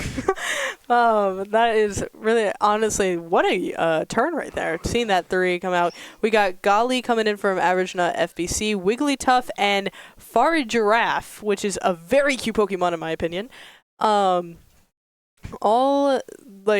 already taking that speed hit because of those webs. Fortunately, Comfey, because they didn't switch out, gets to escape that this round. Weird. The Wigglytuff, I believe, has it might have an ability that when your ability gets dropped. Let's see, competitive, yeah. So competitive, when your stat drops, you actually increase your special attack. So Wigglytuff coming in with ×2 special attack. That's two stat rages. So Wigglytuff, not a super powerful Pokemon, decently tanky. But with those stat raises, it might be able to deal some decent damage. Dazzling Gleam going to hit every target. Yeah, as you can see, Trick Room being set up for Farigiraf, since it's the last Pokemon that's going to be moving first this turn. Yeah, very interesting. I really like to play with the Wigglytuff coming in on the sticky webs, but we'll have to see how much damage it can deal. A lot of interesting Pokemon out right now. Glalie, kind of an all-rounder ice type. Farigiraf, a bit of a tricky psychic type. No, it really is anybody's game right on the field right now. Not a whole lot of super effectives either way, so a little bit gonna be a little bit slow maybe the next couple of turns. And the Kofi just has that draining kiss just to keep itself so healthy all the time and be dealing damage. Yeah, and Comfy bringing in, we still see Crystal Galaxy still has 6 Pokemon, and that being able, and we see a huge move there, Dazzling Gleam from Wigglytuff taking damage to every player, and then healing a little bit, Galali healing with Citrus Berry, and Comfy healing with Citrus Berry. So right then we see Fairy Giraffe taking out. Brute Bonnet is back in. And we are seeing like a really passive play from all of the players. We're not seeing a ton. Like, we are seeing the Pokemon counts go down a bit for Wish, but everyone else is still, we've got 1 with 6, 2 with 5. It's still a very even game. A lot of moves can still be made, and it's going to be interesting to see how they play. I feel like Comfy is a really strong Pokemon in this. And as I said, that Comfy went to sleep. So we'll see how that changes things. But now Wish down 4 Pokemon. They only have 2 Pokemon left. Again, not an enviable position. Magma are going to be able to come in. So Comfrey, it was dealing a lot of damage, but it will get slept. So I'm not really sure. They might swap out. They have a lot of decent Pokemon still that they can, work with. The Trick Room still has 2 turns left, so maybe they'll go for a slower Pokemon that they have in the back. But yeah, I mean, I don't know if you're Wish, what do you even do here? I mean, you have the fire type into the Glalie, you might be able to take them out, but you really want to start getting, Crystal Galaxy low, or just playing defensive, I think. I honestly think defensive might be the move here for Wish, because having these 3, and we got a super effective attack on Galali come from Wigglytuff. Comfy is taken out while asleep, so we finally got rid of the never dying Comfy for Crystal Galaxy, losing their first Pokemon, leaving them all 3 remaining players outside of Wish with 5 Pokemon. But it looks like we might be losing Galali very soon and putting average nut FBC at 4 Pokemon, bringing in Fezandipity by Crystal Galaxy. I do agree with you, however. Magmar and Wish, as a trainer, needs to start playing defensively, because all of these other players have such amount of Pokemon. They can battle it out. Wish can take the backseat and have a better shot of making it to the final 2 players. So that's like, from outside of that, I feel like we might see a lot more fighting going between the other 3. Yeah, and unfortunately for Wish, there's still all of those waters in the back, so Magmar are going to be facing a lot of threat from those, so, really difficult there. Glalie, very low. We'll probably see it protect this turn, and I expect the Magmar to go for a Heat Wave, so a lot of damage coming around. I'm curious what this Fenzandipity will do. It's kind of a weird Pokemon as well. Wigglytuff still staying on the field. It's going to be the last turn of Trick Room, so we'll get back to having, the faster Pokemon move first. Once the Trick Room drops, if the Glalie is still around, it should be the fastest Pokemon on the field. Actually going to be a Protect from the Magmar and the Glalie. Lots of protects. I wasn't expecting, actually, super effective, taking out Wigglytuff, coming from Fezandipity, using Gunk Shock. Super effective on the Wigglytuff. He's out. Haunch Crow is back. I believe, does Smugmar have an advantage on Haunch Crow? I forgot. No, it won't. Haunch Crow is going to be dark and flying. It's going to be weak to the Glalie, but the Glalie is going to be very low. Unfortunately, the Glalie is going to move first. The Honchkrow, if it sticks, oh wow, a Sucker Punch, great play from the Honchkrow. It's going to be able to take out the Glalie before it can move. Sucker Punch is a bit of prediction move. If you use it, it'll go before another Pokemon only if they're attacking.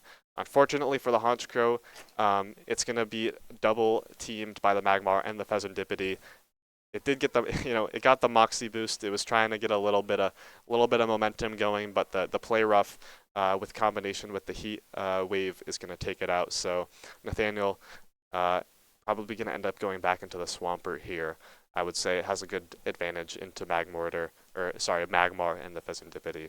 But it's still Crystal Bear with 5 Pokemon left and average nut at 4. So those are kind of the players you're looking at right now. And we see Azumarill coming back out with Meowstic. We saw Meowstic in a previous game. I wonder if they'll have the same moves with the Reflect and the, I believe it was Light Shield. But even if they don't, we'll see how they're playing. Pheasantipity is a really strong player right now, and honestly, Crystal Galaxy, we might start seeing Pokemon, maybe seeing some targeting heading towards them, just because they still have that 5 Pokemon count remaining. And albeit our average FBC does have 4, so they're not too far behind. But Wish and Nathaniel are starting to hit kind of same on that Pokemon counter, especially with as this game is continuing.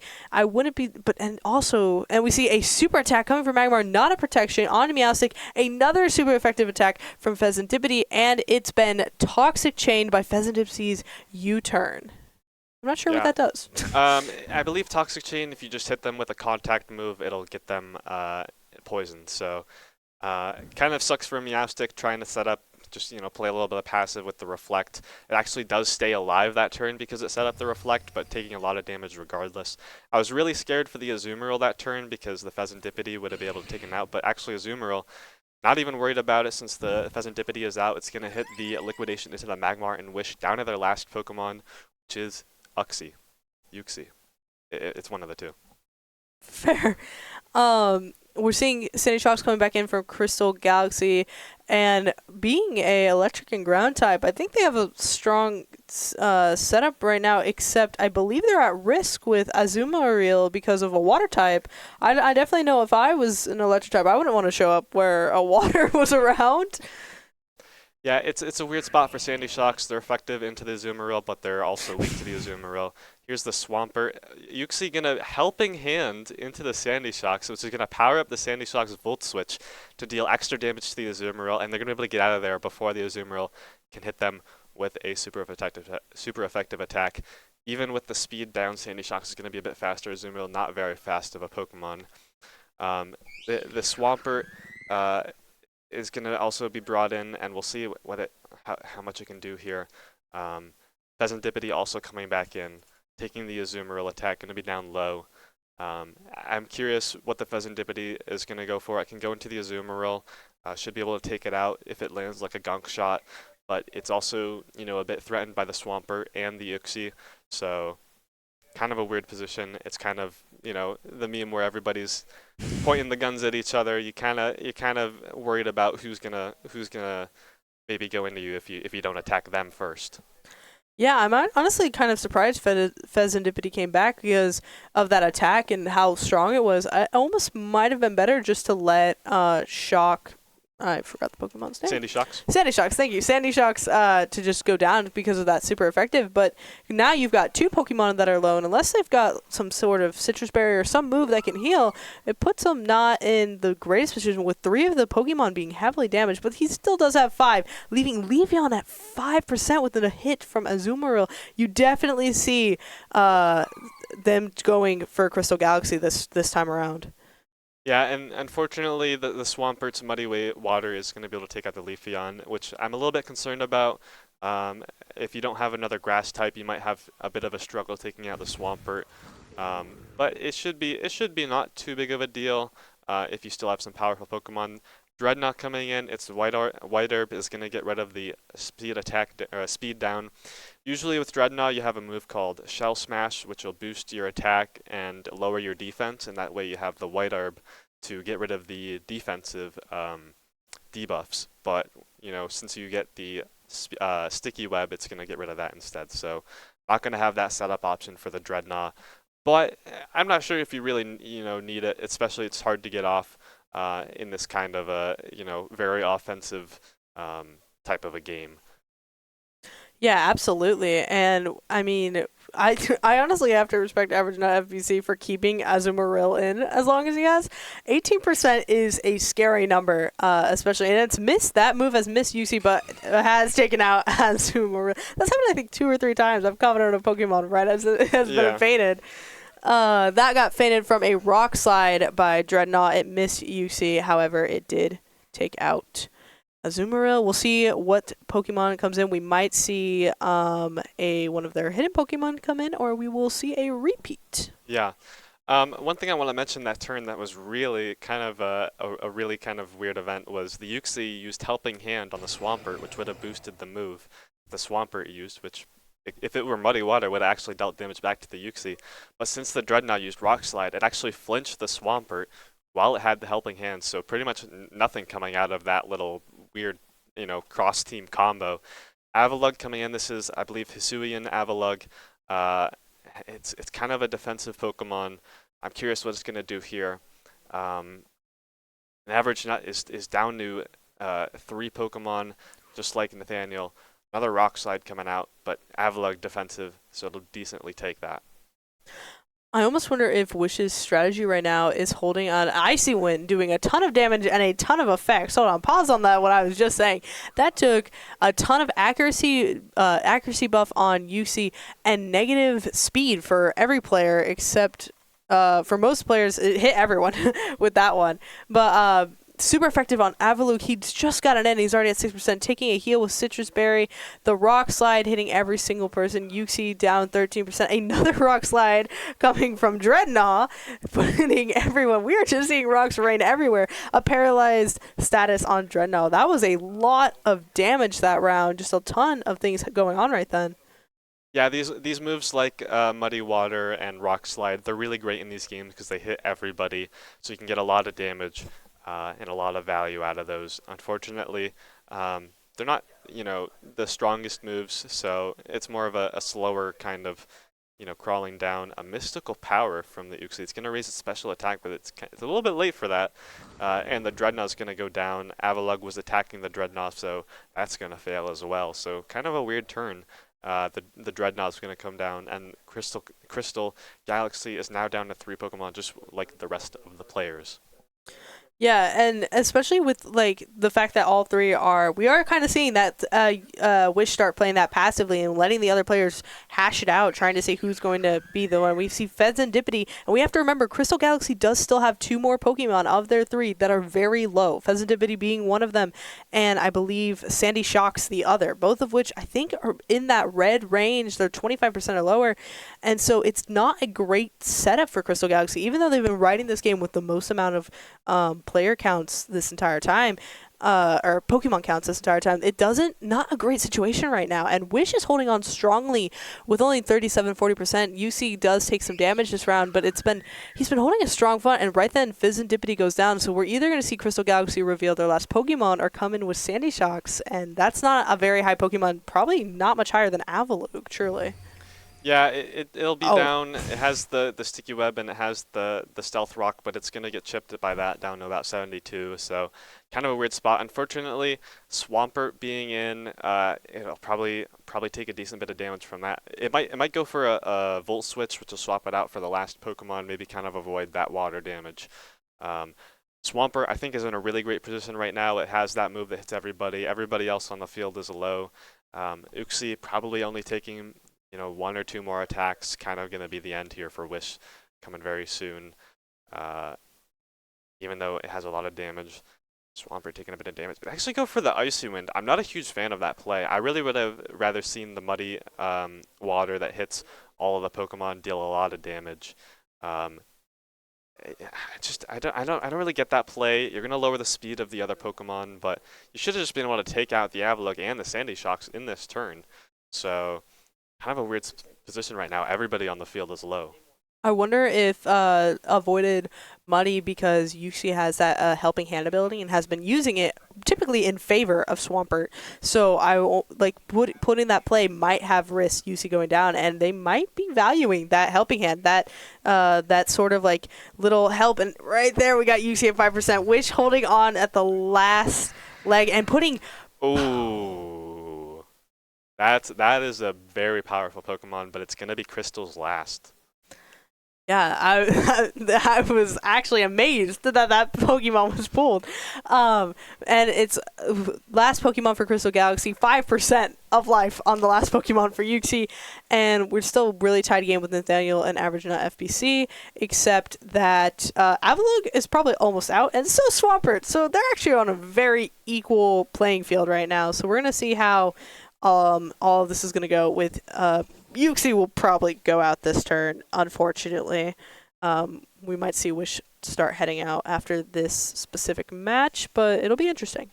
Yeah, it's tough. I mean, you can play defensive, but when you're down to that last Pokemon, the chip from the stuff like the Muddy Water is just going to be able to take you down. There's actually a Hydro Pump into the Swampert, so it won't go down this turn. And the Mountain Gale dealing a lot of damage to the Palkia. And now Crystal, he was so far ahead, but now he's down to 7% on the Palkia. And if I'm not mistaken, it's a decent chance they'll go out this turn. So many low health bars right now. And it's actually Average Nut who's going to be able to claim the most Pokemon on the field right now. And he has that Darkrai in the back, very powerful. It did wake up from its sleep, so it's going to be able to able to deal a couple protects coming out, Hydro Pump, Mystical Power. It's going to actually miss, so we're not going to get any feints this turn, even though they're so low HP. It is actually crazy. Uxie and Palkia are 2% off, and both for their trainers' last Pokemon. Avalou going down. We're seeing Meowstic already potentially putting Nathaniel on that final. And we see Crystal Galaxy is out right there with, I think the move came from Uxie. It did. Uxie took out Palkia. It's not going down without a fight. That's what they're telling you. And oh boy, that's just tough. Average not bringing out the Articuno Galarian. I don't know how other players are going to be able to deal with this. Just two very strong Pokemon. And that was actually such a fun turn to watch because you're kind of, everybody is low. You kind of have to hope that you're not the one getting targeted. A little bit of a protect, and that's actually going to be the Uxie dropping. But the Meowstic is toxic, so they're going to go down themselves, and it's just the Hydreigon. Not actually a bad Pokemon here. It's going to be able to be a super effective into the Articuno, but I'm curious what it can do against the Darkrai. I believe the Darkrai does have Focus Blast. White screen is up. I'm curious if it'll be able to live, and I'm curious if the Hydreigon can knock it out this turn. It's a very, very tense moment here. Absolutely. We're seeing final Pokemon, Average Nut, final Pokemon, Nathaniel. Right now, health-wise, Nathaniel has the advantage, but that can change very quickly in this game. Citrus Berries are very powerful. Darkrai, the first Pokemon I think Average Nut played, or maybe it was the second Pokemon. Still, already saw him once today. Dragon, typing into Dragon. And that's going to be it. The Draco Meteor is going to take out the Darkrai. As you mentioned, as you saw, the Dragon Terra, it's going to be able to resist or be neutral to that Focus Blast. So the Hydreigon not going to take that super effective damage. I'm not sure if it would have fainted regardless, but the Draco Meteor is going to be able to claim it out. That was a great match. Honestly, all three of them were very good, and I honestly really liked the last one because we didn't see that immediate sort of player get just hit with 4 Pokemon gone in five turns. Though I'm actually really surprised Crystal Galaxy was the first one to go down, especially with the fact that they had the most. I think they had they went from 6 for the longest time and then went down real quickly with and honestly we saw a couple good amount of frames with just 5%, 10%, all in the red range. It was just really interesting to see how they bounce back and forth. Yeah, it's a tough position there, but it's kind of dependent on what that last Pokemon is. The Hydreigon, probably the perfect Pokemon. It's able to deal a lot of damage, and they still had that Terra left actually in the back pocket. So it's a tough position there. Even though you had the Darkrai, you had the Articuno, very strong Pokemon, but just a bad matchup, and that happens. You just have to walk away and be like, okay, I didn't get the right Pokemon. Or they got the right Pokemon for the position, and that happens. It's tough for the Darkrai. I'm not sure if there might have been a play that they could have gone for. Maybe if they had that sleep move, that might have been their only chance. Or if they had maybe a Dark Pulse, they try and get a flinch, maybe something like that. I absolutely agree. That sleep move could have done. I mean, we already saw in today's plays just how powerful that sleep move, and it was only one player. If we had saw sort of a larger play with sleep or a larger a spray with sleep, that would have been very powerful. Could have turned the match in favor of. I believe that was Average Nut who had Darkrai. Yeah. Well, definitely could have turned the tide of the game, and especially because Darkrai was played so early on. But overall, it was it was a really good match. All three of them were really good. The current, actually, I don't know the current standings. I wasn't going to say that. Oh, there's the current standings, right on time. Yes. Smash Club moving up a bit. They had a bit of a struggle yesterday. We know a bit about that. And I believe also EGS moving up a bit. So Yeah, I think everyone. Well, we still see the top 4 remaining with their same amount of points, but definitely the bottom board is definitely getting a lot more closer. So there's still a good few amount of games happening today. So we're gonna see.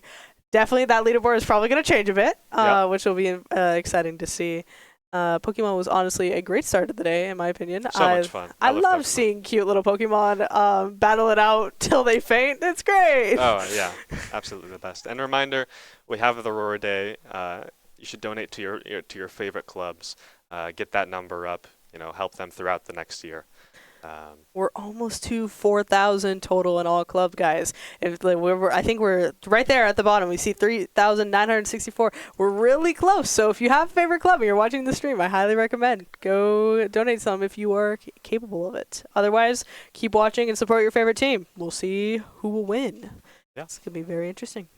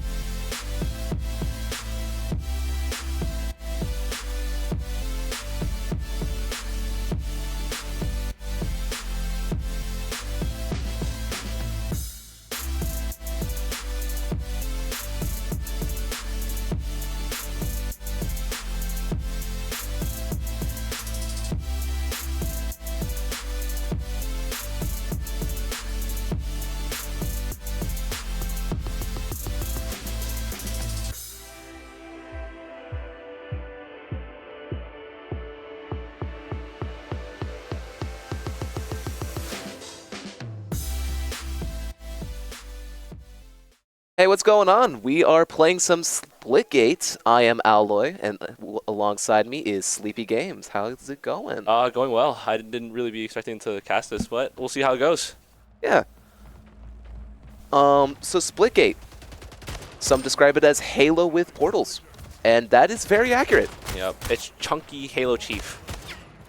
Master Yeah. Chief. God damn. All right, so what teams are playing today? Currently, it's FBC and EGS.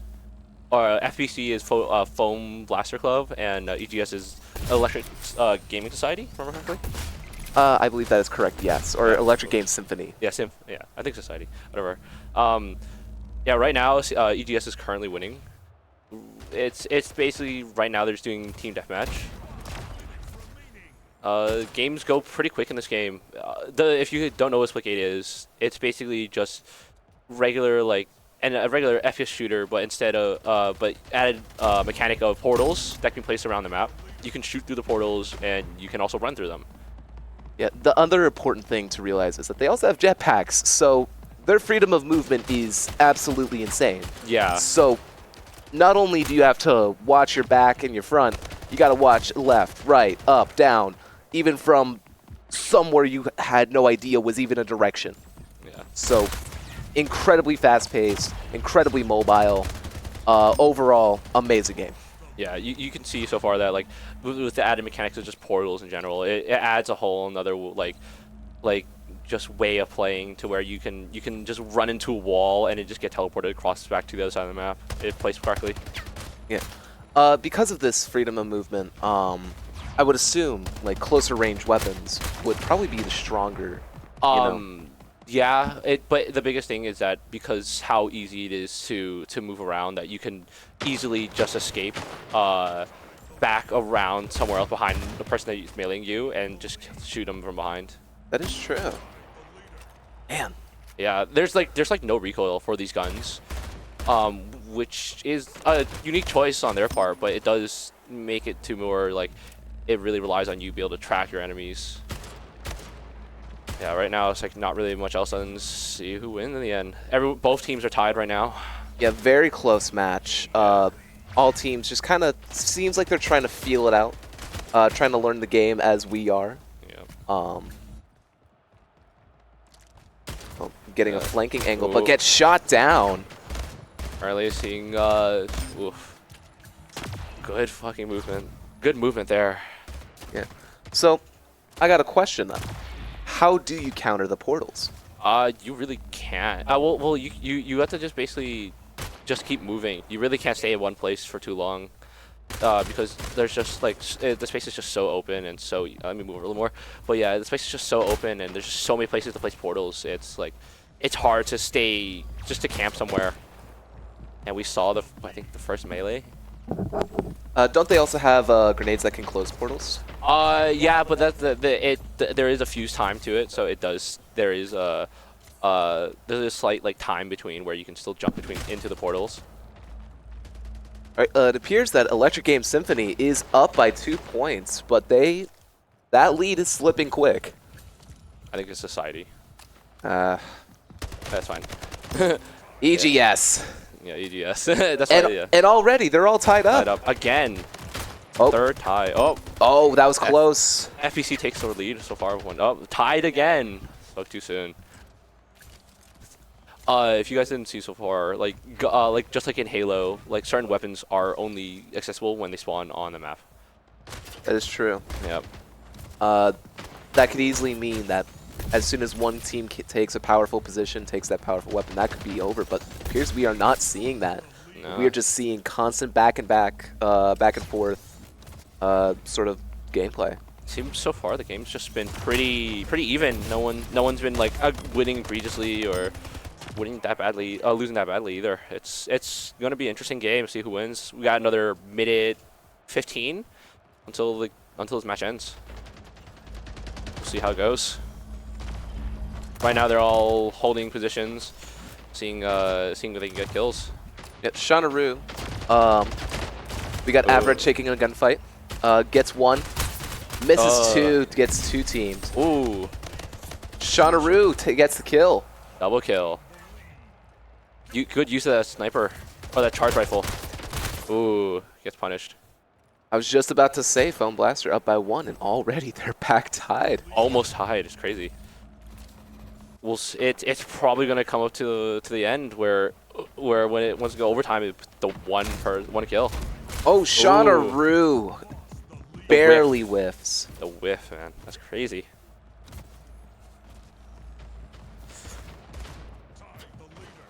Another tie. Oh man. Oh, gets a flank. But appears to find no one. Gets caught in the open, reloading. Gets the melee combo though. That's surprising actually. I expected him to die there. Honestly, I did too. They just keep running in the same portal. Yeah, it appears that is game. Foam Blaster Club a takes round 1. By 1. By 1. That's crazy. Off to the next match. So, that was a round. That was Splitgate. Very quick. Definitely quicker than the Pokemon rounds. Oh yeah. It's a very fast-paced, hyperactive game. Yeah, the mental fortitude and just sort of reaction time required. It's crazy. Yeah, it's just a lot of just movement, a lot of like keeping track of where everyone is, making sure it's your teammates too that you're actually like looking at. Yeah. Because if you see from, it's really sometimes really hard to see who you're playing, who's who. Yeah. I'm not sure. I don't believe so. I don't think any of the players have any experience with the game. So we're just seeing basically beginners Yeah. really kind of develop their own metagame, which I think is very interesting. Yeah. From what I saw, it's like I didn't know which club because it was so quick. Like one club was constantly just always taking the high ground, trying to get picks from there, and then one was just running around trying to get to them and take them out. Yeah. Then get the advantage. All right, so if we look at the Club Clash standings, Riot Games Club taking a strong lead with 11 points, followed by Chess Club at 8, and in third place, tied, is GSO, FGC, and Action Puzzle Club. Yep. So, yeah. Yep. Game after this is I think Yu-Gi-Oh! If I remember correctly. Wait, was that it? No. Oh, that's what I thought. Yeah. No. I'm saying after this. Like. I just got on the camera. Yeah. Guys are already kicking me out. I helped plan this stuff, so I know the whole schedule. So we'll see how. And no one knows the schedule. We're just here for fun. You know, points don't matter. Winning doesn't matter. All that matters is having fun. Yeah, it's all. This is all basically just for charity and for just clubs to get funding and have fun. That's really all this is. I feel the need to clarify. This is plastic. This is not anything dangerous. I had a mask. Yeah, this is the Halloween costume. Don't worry. I kill you. Ah, no, don't say that. Ah. All right. So is it same teams for next round? I think should be. Right now we're having a little bit of communication issues. Yeah, we're having a little. Yeah, it stream's a little scuffed. It's okay, guys. Don't worry. Yep. First time doing this stuff. It's Yeah, first time even seeing this game. So. Yeah, this game spectator client was kind of apparently broken for the past 2 months. Yeah. I got no words. It was. I don't know. I have nothing to really say to it. But hey, we keep it real. Yeah. We keep it real. Seems that they're changing game modes.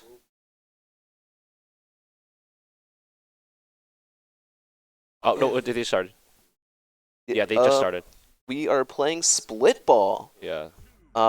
It appears that they need to grab the ball and hold it as long as possible. They have to hold it as long as possible. Seems to be very interesting. Right now, and right away we see how using portals just makes you evasive and basically impossible to kill. But unfortunately, poor timing with my words. Yeah, it seems that none of the teams so far have even thought of picking up the ball. It's a hard fight. Oh, picks up the sniper. This could be a powerful position, but gets the kill. Misses picking up the ball. Has any of the teams at all picked up the ball? Yes, EGS has currently have the ball. The disco ball. The splits ball. The split ball. He seems to be just fumbling about, trying to find where to go. Yeah. Like EGS is still holding the ball. Is FVC? Oh, FVC gets the drop. They still have the ball, though. Oh, but the sniper takes him out. Ball dropped once again. Sniper takes out another player. Yeah, That's Captain Matrix Torre. This game mode is very different compared to the last one. Instead of just relying kills, you just need to hold the ball if possible. Ooh, good melee. A good thing to know is that holding the ball does give you a one-tap melee. Yep. Ooh. Oh! Just barely. Not close enough. Oh, coming up on the entire team. Ooh, Will they get a kill? Ooh. Gets one. Will they get another? Drops the ball but tactically. gets flanked. Ooh, double kill. Is that a team wipe? They're back again though. It was, but they were back. Oh, drops it once more time. They just come back. Oh, it appears we missed it. EGS did get a point. Yeah. FVC a little behind. EGS, see how the rest of the game is. FVC is currently holding the ball. Is using the portals to their advantage. Quick movements. Oh, a little whiff there. It's all right. It's all right. Oh, FVC. Does FVC get caught out? Yes. Oh, but gets the revenge. Going on a kill spree. Gets the one tap with the melee. Will Ami be able to do the same thing as Sharu? Just keep moving around. It appears that they're just trying to keep away the ball. They're currently tied a game. Tied at points. Yep, that was a point. EGS has with the ball charge currently. leader. Ooh, Gets it with the rifle. Gets the double. Gets the ball. These portals just make you slippery as heck. This game's also like really floaty, like because tries to go into a portal that's not currently active, and gets punished. It's just running around. FVC currently holding the ball. 3 minutes left on the clock. All teams are behind. Neck and neck. Ooh, another kill! Oh my god. This is going actually a lot better for FVC than I thought. FVC almost scored a point there. Another melee kill. Who's going to get possession? Oh, double kill. Oh, no triple kill. EGS currently holding the ball. GS scoring up points. Will be enough. No, gets taken out. Oh, will it go? Oh, gets taken out again. About to get a point. Oh, will FVC get... Oh no, they got the point. It is currently 2-1. 2 minutes left on the clock. Foam Blaster Club in the lead. It's going to be hard to take them out. Foam Blaster Club with the ball currently. Seems that their tactic has been to go down into the bottom and just keep running in circles, keep meleeing. I mean, it's quite strong. It's working. You know, that one-hit kill really does just help. I mean, when you got no range. Yeah, no range. Oh, crazy. Oh my gosh, the triple. Killing spree. Jeez. I'm getting major Halo vibes from this. It's awesome. It is greatly inspired by Halo. Heck yeah. Oh, another. They are going crazy. Oh my god. EGS with the uncontested ball. Oh, but they get a point. It's all tied up. Minute 30 left on the clock. FBC doing the same tactic again. Going in a circle, running around. See if it works out for them this time. They get pinned down, but gets the trade. Who will take possession? And it appears to be FBC. Once again, FBC with the shot. Oh my god. Shanuru is very slippery. Keep using their portal to their advantage, and Amy just keeps taking kills. With the triple, wipes the whole team. That's going to be devastating. Yeah. Amy is currently the highest like kill number of kills on the team in general in the game. It's crazy. Yeah. Deaths are pretty even. But that's a point for FBC. Yep. 40 seconds. Will EGS be able to make it? Get another tie it. I don't know. It's close. Currently, no one has the ball. But gets naded. I think that was himself, actually. I think he naded himself. Don't know why he did that, but... I don't know either. The machinations. Yeah. Splitgate players just have simply more brain cells, more IQ. Ooh. All gets the double. FBC is ball, in possession, but gets taken dies. out. No one's going for the ball right now. Everyone seems to be preoccupied killing each other. Oh, They need to get a player advantage to get possession. 3 seconds. 2, 2, 1. 1. And FBC win once again. That's 2 points. Yeah, and that should be game. It's best of 3 or best of 5. Best of 3. All right then. Congratulations, FBC. Yeah. That should be it. So, in all honesty, I kind of like that game mode. That was really cool. Yeah, interesting game. It's unfortunate that this game like really fell off really hard though. Nah, we don't say that. Nah. Just because it's got a low player count doesn't mean it can't come back. It came back before. They're making another one. Oh shoot. Now that could be good. Yeah, it's coming out next year, I think. You know what they say? Yep. Oh. The 9 GGs. out of 10 game developers quit before they make Splitgate a popular game. You just gotta keep. Where'd you get that statistic from? Nah. But no, Yeah, that- really cool game. Really wish we could see more people. Is that we got more teams coming in? We don't know. Yep. Currently don't know. We don't know.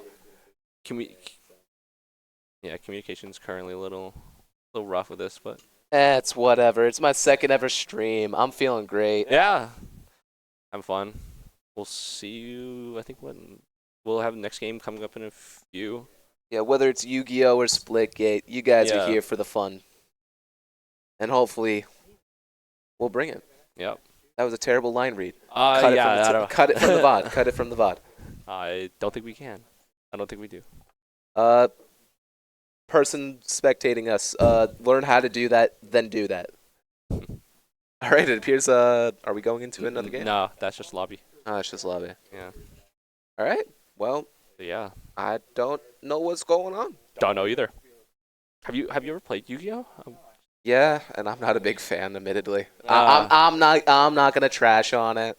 It's popular. I like Blue White's White Dragon. He's cool, but that's about it. Yeah. That's about it. I play a good amount. I play mostly Master Duel right now. Just cheaper. Nah, I'm more of a Magic player. Magic's fun too. Yeah. Hey, clubs, if you like Magic, donate money. Yep. Donate. Support your team. Support your clubs. Donate to your club. Yeah, give us money. So, The yeah, more you donate, the more they can do for you. precisely. Nah, RIT clubs are awesome. Yeah. They're very underfunded. A lot of them. Yeah, like we pay our staff as much as we can, but as much as we can is like some bubble gum and some dryer lint. No. So support your teams, support your clubs, give us money. Yeah, we can. Yeah, we're going into the break right now. We'll see you guys next game. All right. Oh well. Hey, thank you for watching. We'll come back soon. Yep.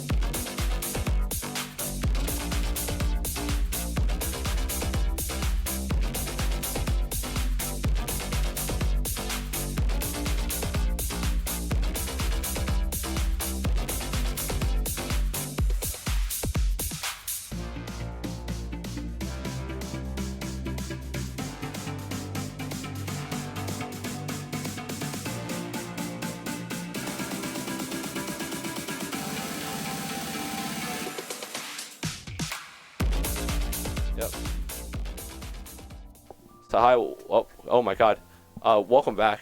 Unfortunately, I'm the only one here, but right now we're playing Yu-Gi-Oh. The decks currently we played are gambling decks basically, and it should be, if I'm correctly,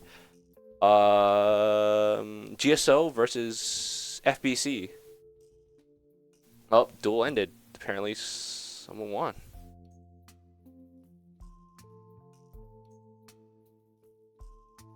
Just move it.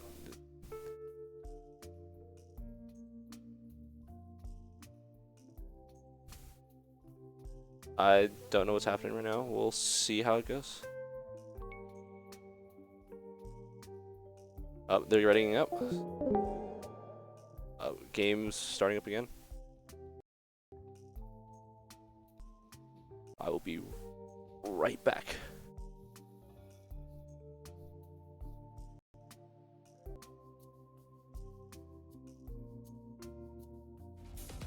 I see the quality's gotten better.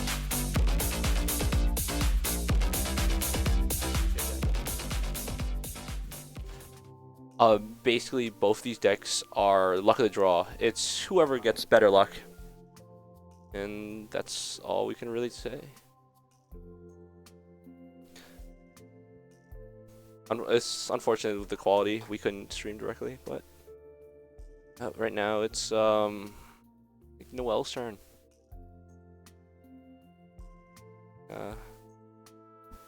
Waiting on their turn.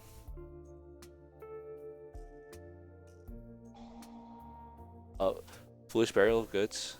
Put some in the trap. Oh, send the spell into the graveyard. See what they're gonna put in. Actually, we came in, so we don't even know.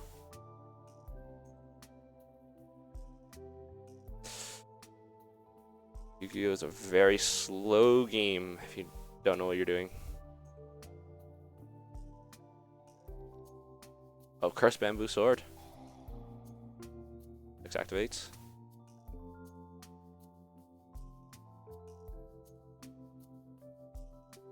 Bamboo Sword's drawn.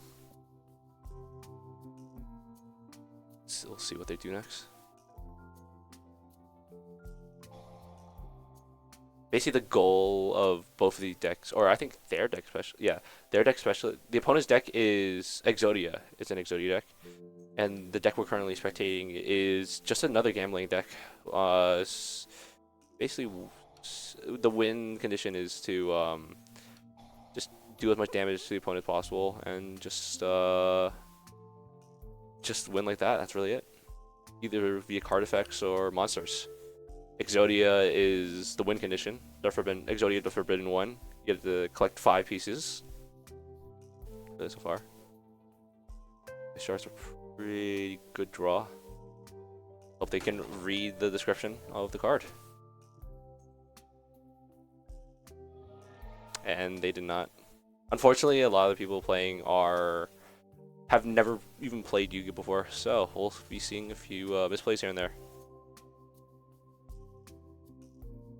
Dangerous Machine, the 6-side die, it causes an effect.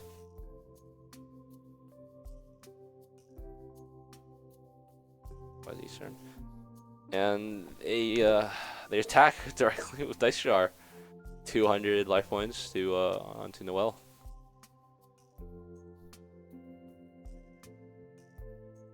They choose not to attack.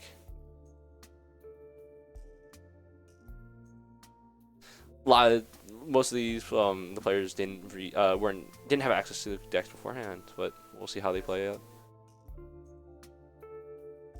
It's pretty casual. Nothing really anything stressful at all. Not really much to say right now. Let's just hope that our person we're spectating can get enough before the opponent's draws Exodia. The list winner, Pass of Destiny. Yeah, sorry for the poor quality.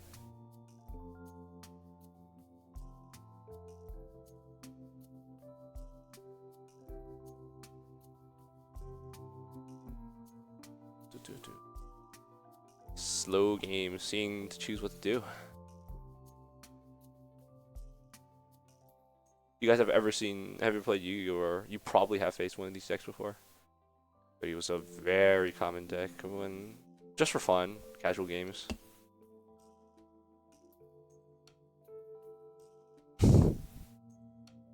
See, the person we're spectating is getting a little impatient. Oh, drawing. I just discards 2 cards and draws.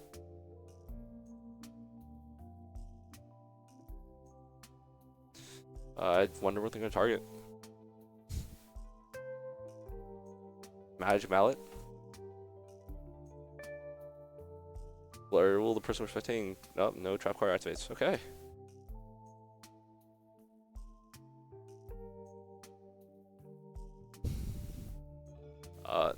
Nothing else to do. They must have it. They must have a majority of the parts of Exodia already. They're not playing anything.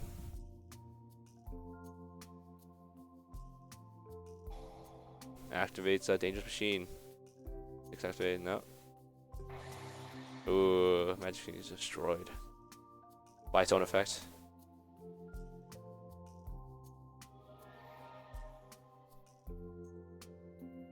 Attack directly.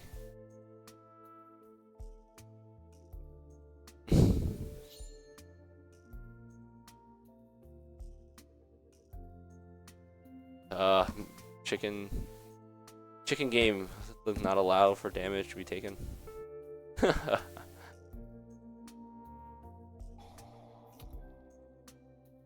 Wow, unfortunate draw for pressing. Oh, there goes destroyed. Fortunately, they cannot attack again. Just slow gameplay. Currently, we're using a EGO Pro. Little scuffed, but better than nothing.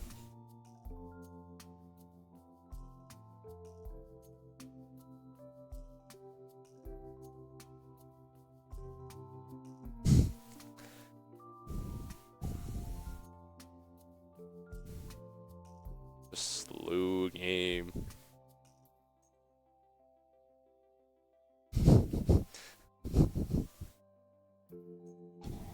Oh, Magic Mallet once again. Will this be the draw for Exodia? Will this be the draw? Come on, Exodia. Come on, Exodia. Oh, what?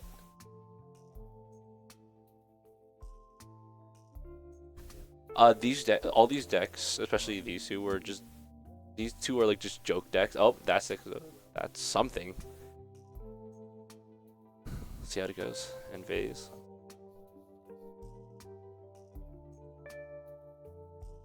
It's like both of these decks were not meant to be played at all seriously. It's all just wacky fun. Which, because most people here in the club class just don't know how to play Yu-Gi-Oh! Or have never played it before.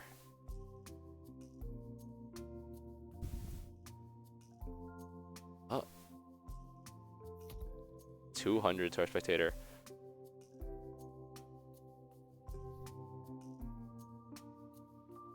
Kind of putting me to sleep right now. The music.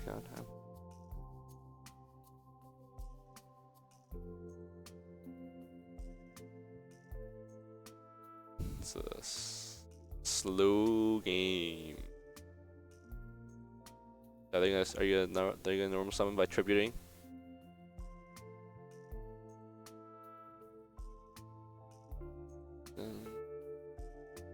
Oh, the tribute summon. Oh my god. Now that's it. End phase. In turn, we'll see what the opponent does. We can only hope they get Exodia fast enough.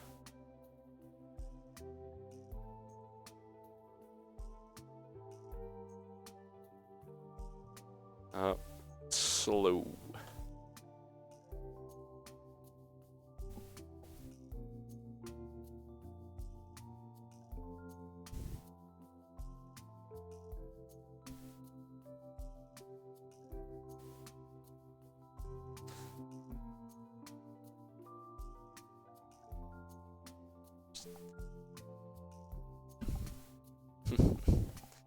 So we're just waiting on the Exodia deck. Oh. Is nothing happened? Only drawing. Okay. Oh, because now our person respecting has a high enough damage monster, they can finally destroy Royal Magic Library and get some damage off on the opponent. Unfortunately, it seems that both players haven't been really drawing the cards they need.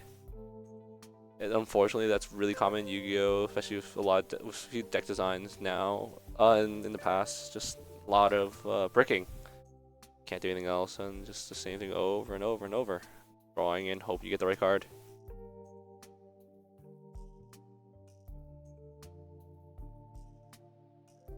No Exodia yet.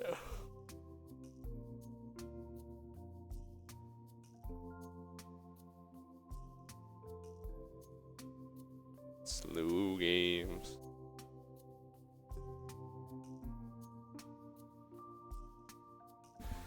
Still going.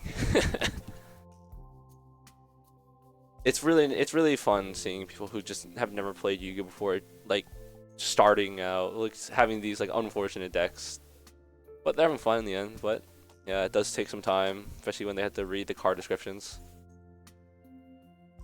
It's probably it's a slow game for me and for you guys.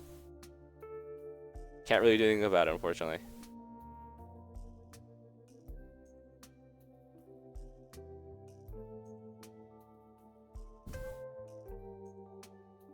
Oh man, this music is really making me sleepy. That is like, it's actually real.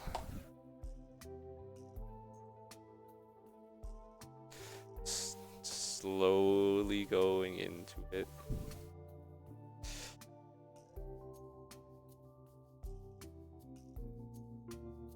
Let's see if anyone. Oh, first my blue sword again. Draw more cards. Let's hope that they get Exodia. Hope. Checking out what card they have available to use.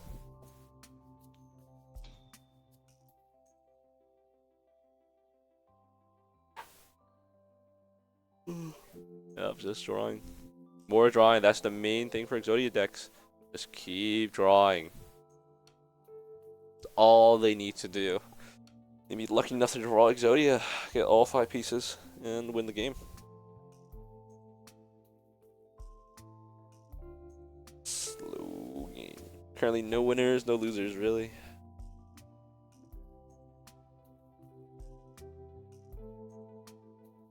The game after this is Dota, so do stick around.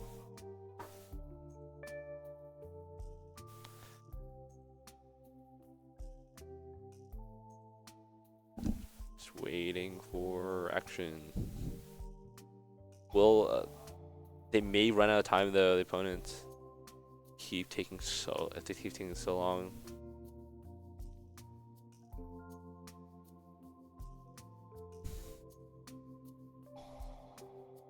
Golden Bamboo. Cross 2. No Exodia. Damn. Like, will they be able to get Exodia? I think they have at least 3 pieces.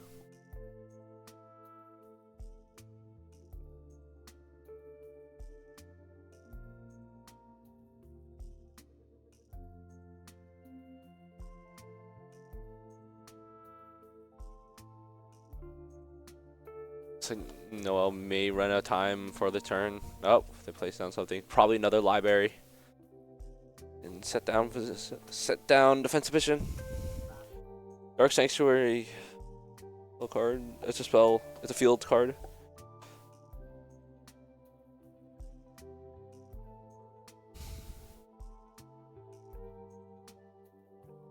Destiny Ward. The Amethyst plays Dark Sanctuary into battle phase. Attacks first with the Arcane Force 7. Attacks directly with Misjudge. There it goes. And that's another battle. Battle phase over.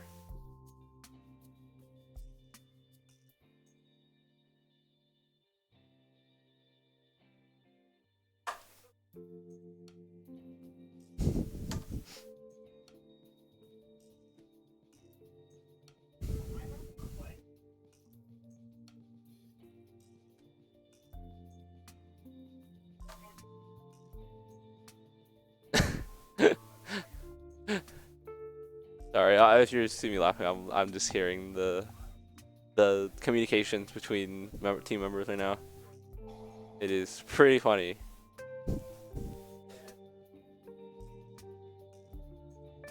That's amazing. Oh yeah, wish you guys can hear it, but unfortunately, it's also just stuff that we're not allowed to, we shouldn't be streaming. Little wacky stuff here and there. Oh, bamboo sword. Those 3 cards must be Exodia. They have to be. No Exodia yet. Oh my god. We'll get there eventually. We'll get there eventually.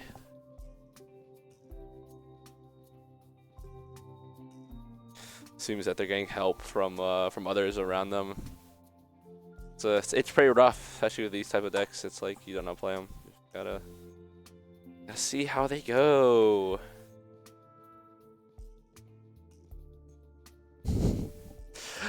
There was supposed to be originally someone else coming here too, but we were short-handed, so I'm on my own.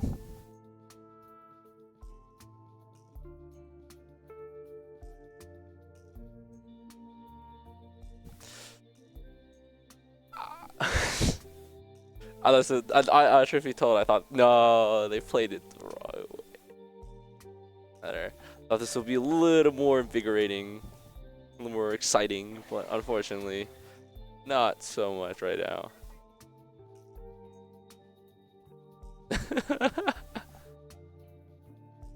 Jesus, okay. Noel seemed to be playing. Oh, summoning it to the special zone.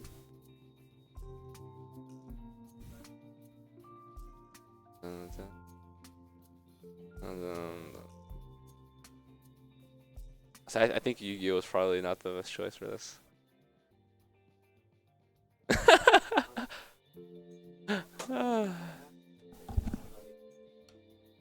Oh, is it still picking up?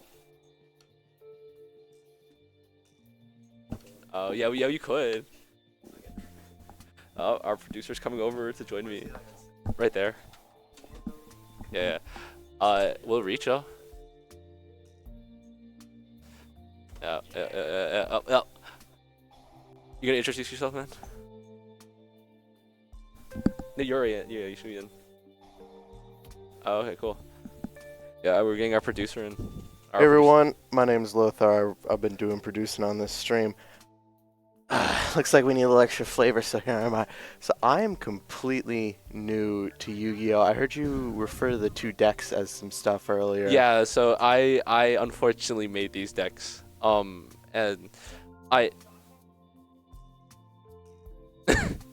unfortunately, because a lot of the people who are currently playing this game are new, I couldn't really go with the more like extravagant, more combo heavy decks, because it's just like if you don't know how to play the decks or just play the game in general, it's just not fun.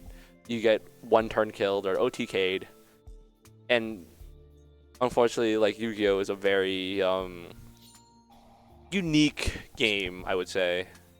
A lot of.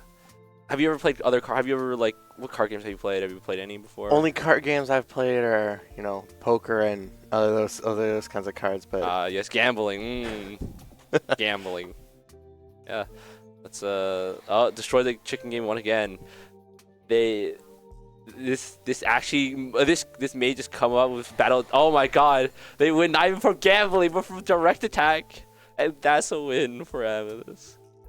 That was, wow, very invigorating. Got been a real entertaining performance. It's been a game. It's been 12 rounds. 12 rounds. Yeah, next time we'll probably make it a little more interesting with different decks, more advanced, more modern decks. Hopefully, I mean, see hopefully. some more interesting tech. But I know I gotta say, thank you all for sticking it out. We got Dota 2 coming up after this, and that's gonna be real interesting. Yep. Because from what I understand, the people we got doing this do not know how to play Dota. They do not. It is going to be fun. It's at least going to be more action-packed than this. There's going to be a lot more action. I hope you guys stick around and see the absolute. I can't even say the word because we're on stream, but like, it's going to be a hell of a time. You know, a lot of games have a skill floor, but I think some of these players with Dota 2 are gonna find the skill basement Yeah. with some of the new skills and tech they're gonna try and pull out.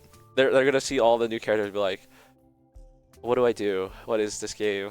Because a lot of people also have played League, but League and Dota 2 are very similar, but also extremely different. We'll see how that goes. I mean, it shouldn't be too bad. From what I understand, we have some of the Dota 2 players on RIT's actual esports team are gonna be here to coach them. You guys switch the. Is it on? I don't know. Got to see. Yeah, that's Dota's next. Up next, you'll be getting a different caster to that for that too. All right. So from the looks of it, we're gonna punch the break. Stay tuned, and we'll go to Dota 2, which should hopefully work a lot better and be a bit more entertaining for you folks. Yep. We'll see you then. See you guys later.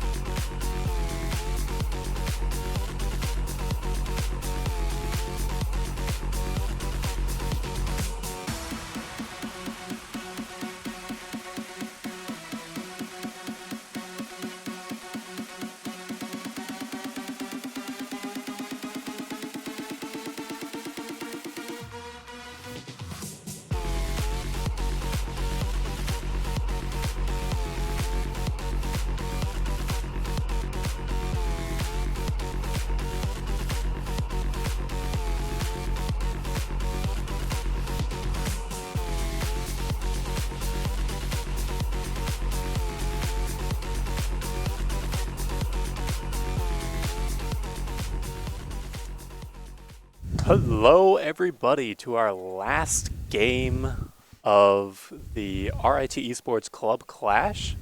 I am Brendan, better known as Ottoman Empire, joined by my co-caster. And I'm Jerry D. Crott, the one responsible for all this mess.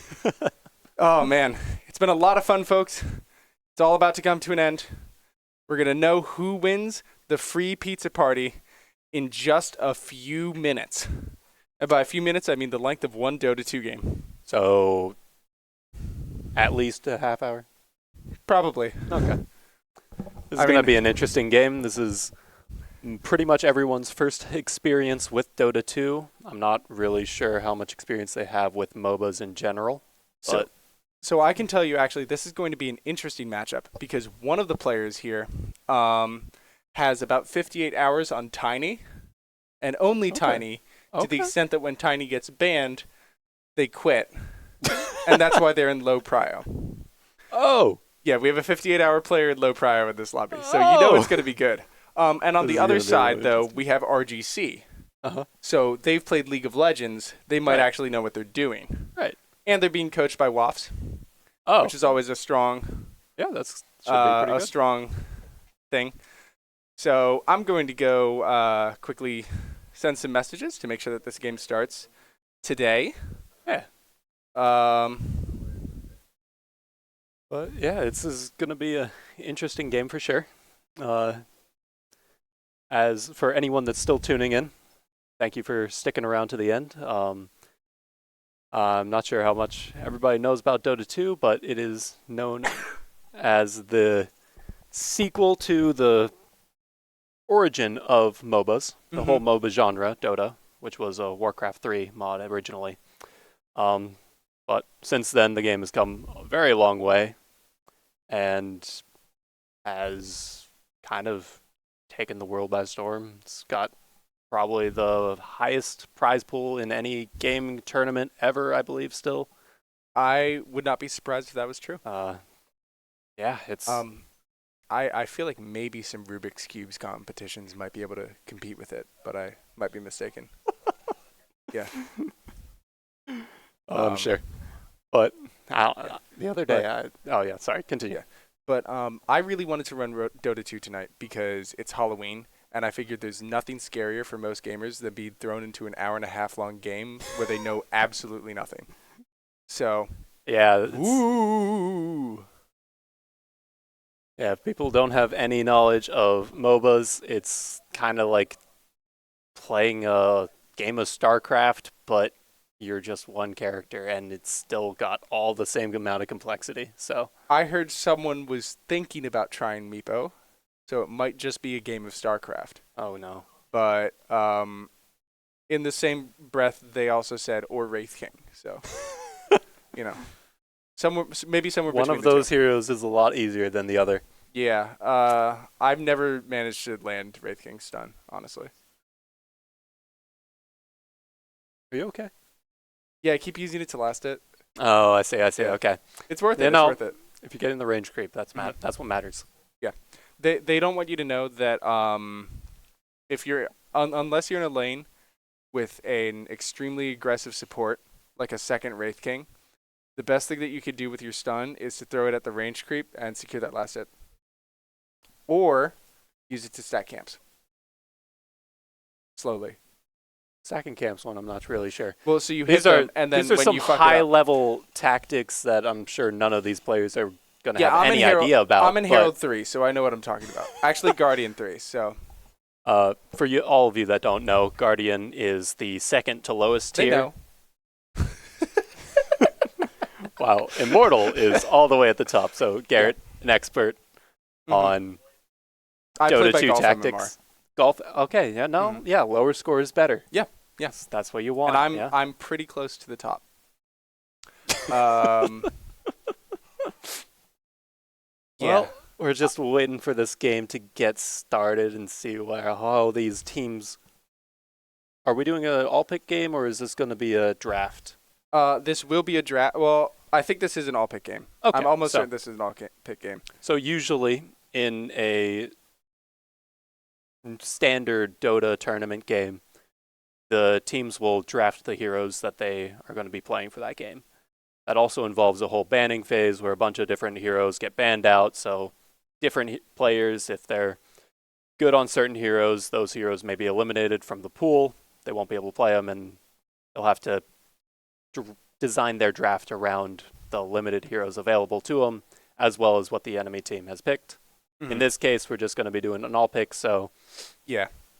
The requirements to accurately navigate a draft requires both realizing that you are banning heroes and understanding what other heroes do, both of which I think are a little beyond the scope of what most of our players are capable of.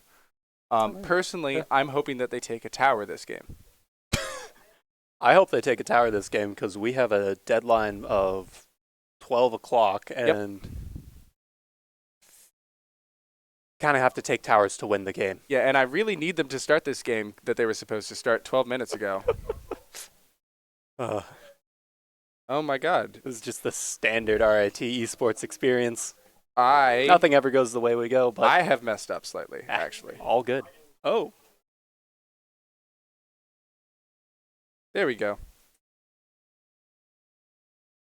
well, I hope everybody's having a amazing Halloween and Roar Day for all of you RIT people.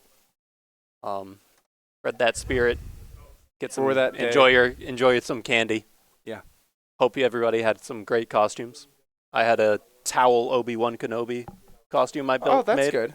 It's I'm pretty cool. in costume. Oh, Dr. Doofenshmirtz? Mm-hmm. I saw a player. Yes! How did you guess? I saw a Perry the Platypus today. Hmm. If That's I'd Trader's known that you were bastard. there, I would have taken a picture and sent it to Yeah. you, but unfortunately. Okay. I think. Okay. We should be starting soon. Apparently, they weren't able to join the VC. They are Cool. now able to join the Cool. VC. Cool.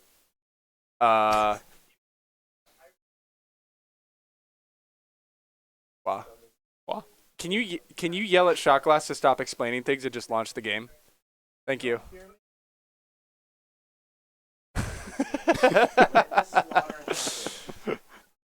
We always have to have a little bit of scuff to make a perfect Yeah. esports stream. So Oh, a little bit of scuff, yeah. a little bit of Oh scuff. man. So for Have those to of end you it off on a. for those of you on a who high love note. good production stories, so far we have had, I think, 3 games that went off without a significant hitch. Yeah. Yeah, Keep playing it. assuming this one goes off without a hitch. So, I think yes, that is having across it the go 2 off, days. having it go off with a hitch makes it that much better. Yeah. It gives it character. Yep. That little RIT flair. We love that RIT flare, yeah. Oh, man. Oh, go Yeah. Tigers. Okay. All It right, looks like let's we're going to see how start we now. go. It looks like we're going to start momentarily. I hope. Alrighty. Okay, we're doing some Microsoft privacy settings. Folks, for those of you who don't know, certain computers do not like allowing you to have access to the microphone by default. So you have to specifically enable it so that other apps can use it. Huh. Mm-hmm. We are hosting this whole stream from our CSR lounge, right? Yes, we are hosting this So, at the cybersecurity range. Kind of makes a little sense. Yeah. They take their cyber seriously. That was terrible. That was so bad. Was it even a joke? I think I'm just tired. That was a pretty bad pun. I think I'm just tired. I don't think that was a joke. Cybersecurity. Whatever. It's been a long day. Oh man. Yeah. So I think the scores over there are almost accurate. Are they accurate? Yeah. Yeah, those are accurate. Not the ones that Just are ignore him. Yeah. Yeah, just ignore him. He's there to watch. Yeah. Can you tell them that several of them won't have a working mic, and that is just too bad? Yeah. Unfortunately, we tried to provide mics that would work. Some of them do not. It is what it is. It is what it is. In the What words, can you do? que sera, sera. Hurrah.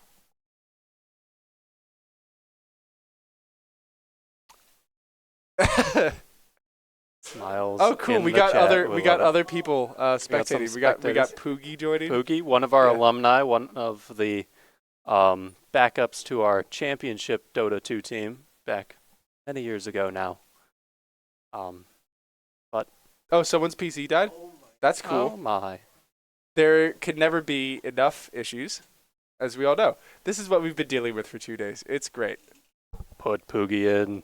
Please do not put Poogie in. Oh, boy. That man Okay. is immortal, which is up on the top rank of Dota 2. So I think the combined he'd Dota rank of be- everyone else in that room who is not a coach is slightly less. Maybe even including the coaches. a little bit less. Yeah. Just a little bit. But we do also have the coaches He in would that room. probably be able to 1v9 these people. Yeah. Yeah, potentially.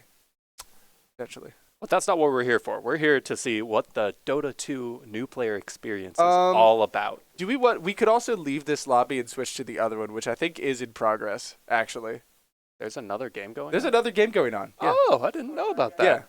yeah. Switch lobbies. Wait, how do we... So it should be very first Dota game, I think. Yeah, I don't think it has RIT in the name. It's like very first. Are we? Can we see lobbies that are in progress or no? I don't believe so. Ah, shoo. That's unfortunate. Well, Yeah. Ah, shit. I'm going to make sure that this lobby launches by 11 or that player's just not playing. Yippee. Yeah, that's unfortunate. What can you do? That sounds awful. Great idea.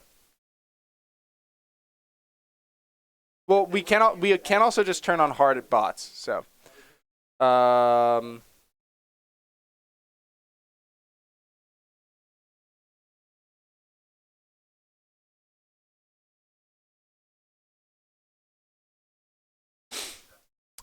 Yeah.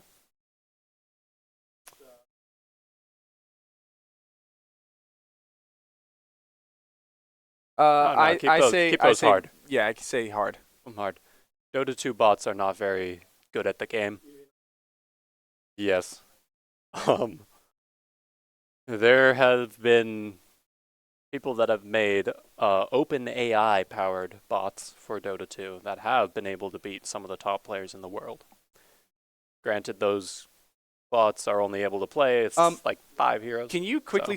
Are you on your account, by the way? Not Yeah, if you Very can good. sign out and do But- that because we got time.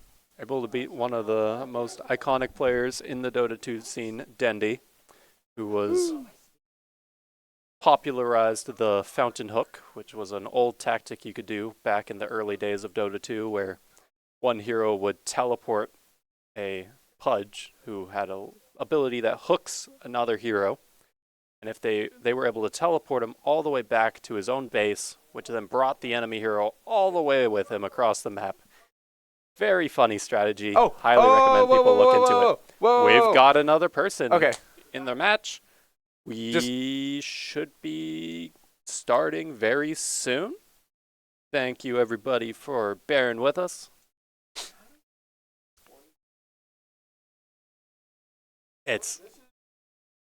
This is what we're here for. Oh God, did they crash again? And we're back down to 4 on one team and 5 on the other. So bear with us just a little longer.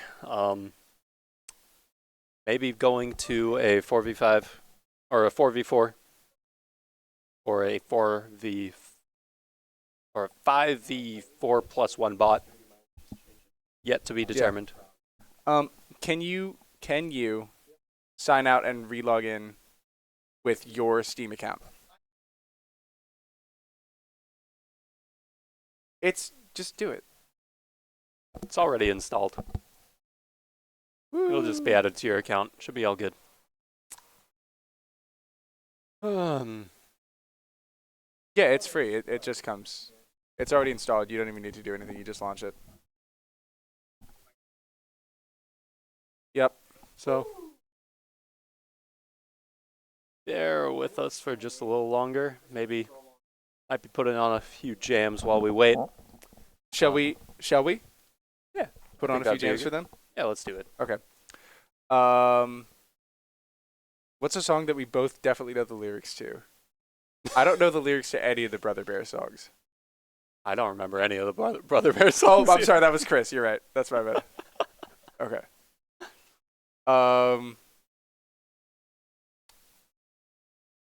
The only song that I can think of right now is Rainbow Connection by Kermit the Frog. Kermit the Frog? Yeah. I don't know all the words to that one. I'm sorry. And Head, I also- shoulders, knees, and toes. We can do that. Okay. I got that one. We got to do the dance. Though, We got to with do it. the dance. You're right. Okay. Stay in frame. We're good. Yep.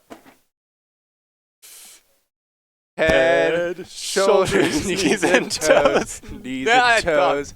Oh, you messed I'm up? so Okay, hold bad on. We're at- going to okay, restart that. hold on, hold on. It's okay. It's okay. We got it's it. okay. We got this. That's okay. We're going to do this one. Okay. All right. We Take got off the nerves. We can Take do off it. the We can do nerves. it. Shake it out. Shake it out. Yep. We got it. Yep. Head, shoulders, knees, and toes. Knees and toes. Head, shoulder, knees and toes. Knees and toes. Eyes and ears and mouth and nose. Head, shoulders, knees and toes. Knees and toes. Let's go! So good. Woo! Awesome. Only the best karaoke from your Dota 2 casters. You've played Dota 2. Anyone that is still tuning in, you got that wonderful treat from both me and Garrett. Just, yeah. Alrighty, let's see how we go. Should be able to join the game.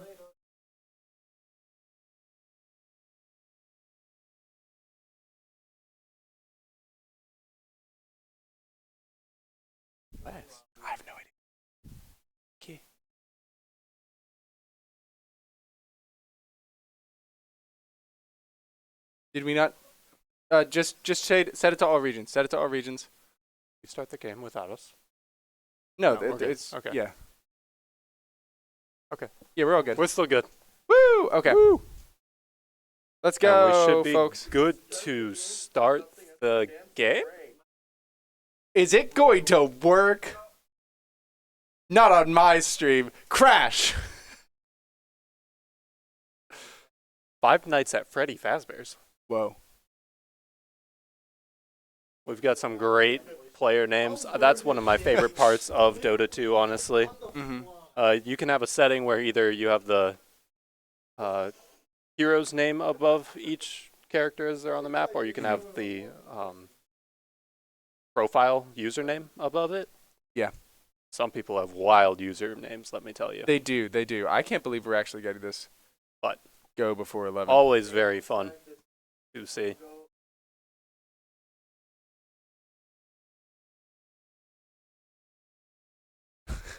No, we do not promote that sort of Mr. Producer Man. We've been In streaming since just I a think couple- 6:30 or 7. Woo! That's Just- not as long as it should be. Just a 30-minute delay to the start of the game, but Yeah. to be expected. Yeah, so you got to see all of the fun Yu-Gi-Oh stuff. Yes. Did you see? little bit. Did you see the fact that we had to completely skip Rocket League due to the fact that it took a literal hour and a half to download? I did not get Well, to that see was a thing. That was fun. Huh. I thought that 30 minutes would be enough. It was not. For some players installed it. Yeah. But we literally could not get 2 full teams to install it before it was time for Pokemon. So we had to run Pokemon instead. Wow. Yeah. What can you do? Yeah. We're here to play some games, and we're getting to play some games, so yeah. I'm ready to see some amazing Dota 2 going on in just one more moment. I swear this time. Apparently, they're not allowed to turn on spectator perms. Excuse me.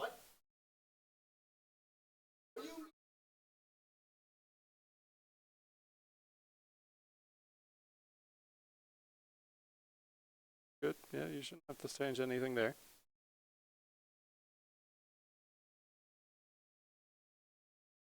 I see spectators are set to no, and that can't be set to yes?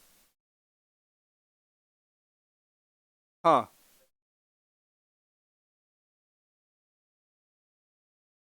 Here. I'll be right back, everybody.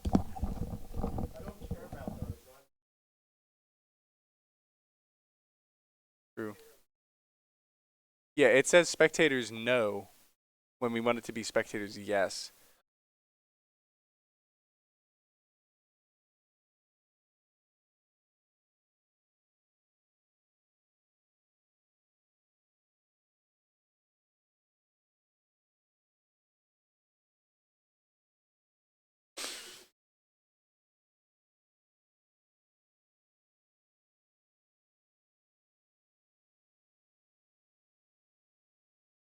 The player who's hosting the lobby is low priority.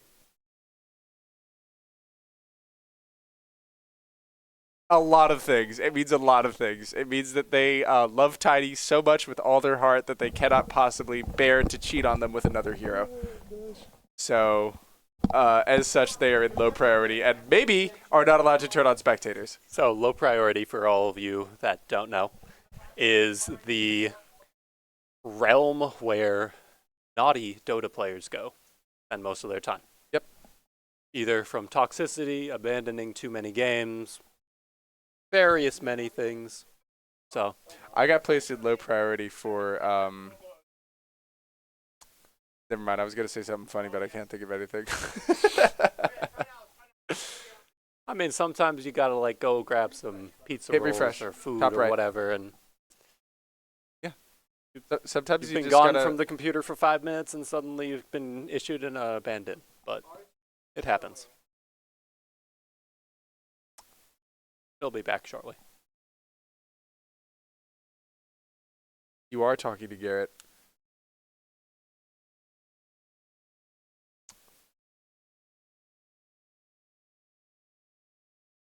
Oh boy. Okay, we're gonna get this started soon.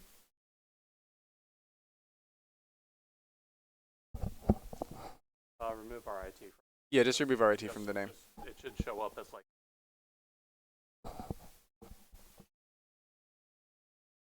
I don't know. Just waiting. Let me ping Well. Yakare. It's an esports stream. Nothing ever can go right. I've been involved in Team v Teams where we've had computers just explode Oh, on apparently us. it's showing up So. for only some people.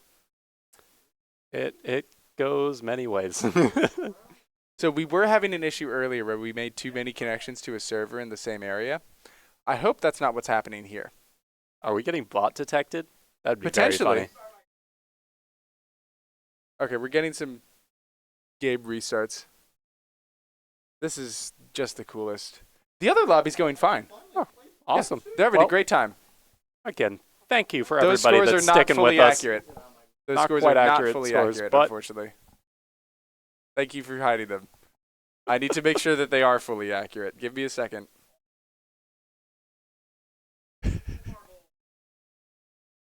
We love events. Events are the best. This is just a little peek into So- the madness that goes on back here on Normally- our side. Normally, if we think something's going to blow up, we test it and make sure that it doesn't blow up. Then it blows up. Everything that can go wrong will go wrong. Mm-hmm. There's a name for that rule. What is it?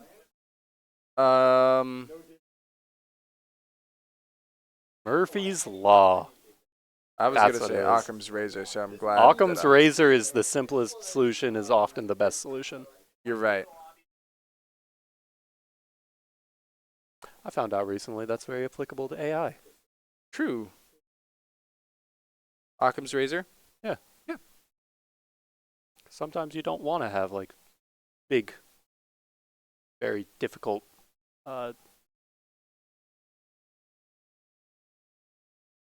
word I'm looking for. Black box stuff. Yeah. Yeah. Anywho, I like my boxes peach colored. I like my boxes orange. Or cardboard. Cardboard's a good one. Cardboard box. Heart shaped? Heart-shaped box? Only really good when it comes to Valentine's Day. My cat, any shaped box. Ooh. He That- will jump into any box. It doesn't matter if it's a real box or not. Explain As long that as one it's to not me. a Schrodinger's box. Explain the fake box that your cat jumps into. Well, it's like a square on the ground that's not actually like got walls, but he'll still stand in the square.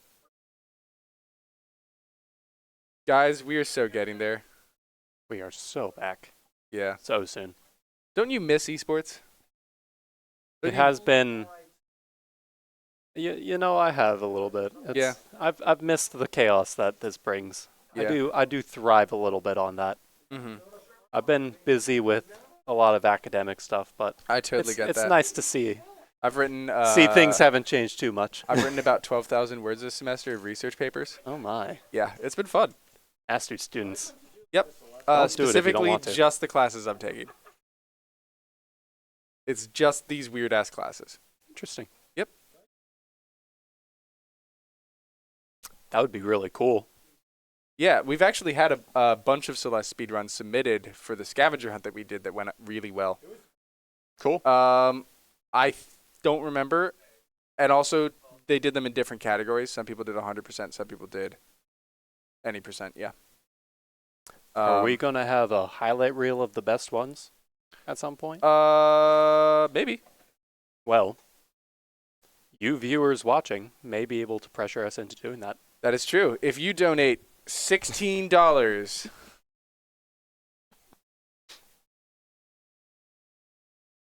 No donation. Maybe. If you donate $16, $16, and we will have a compilation of the best. don't promise them anything. we might have There we go. a compilation of the best Celeste speed runs from the scavenger hunt. Yeah.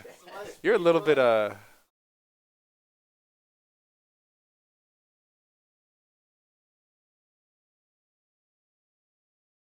yeah.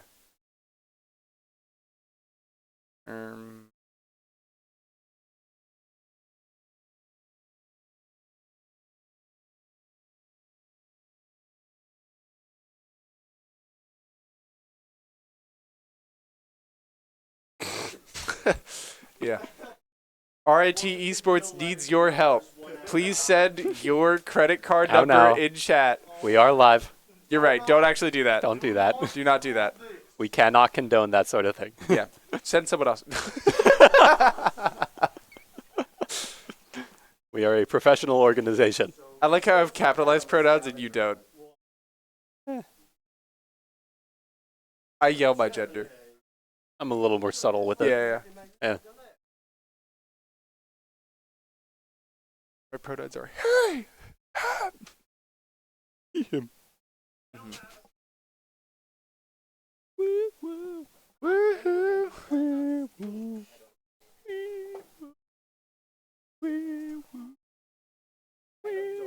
No. Please do not join a random donor lobby. Here, can you add this friend code? Yep, on Steam. And then join that. More friends. Yay. Woo!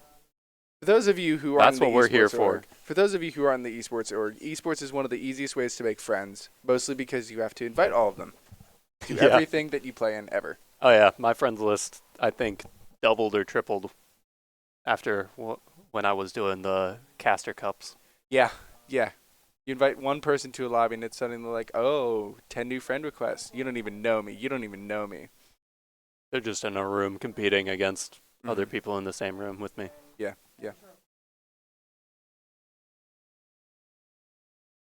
I end really of thought day this two. was going to be easier. I really thought this was going to be easier. Isn't Roar Day technically today? Yeah, and Roar Day tomorrow? starts today and tomorrow. We just going to get the room tomorrow. Oh, I was Which, a little in confused hindsight, there. Okay. Would not have mattered because we could have probably run it out here and it would have been a lot easier in general. Cool. All right. We are almost to the screen.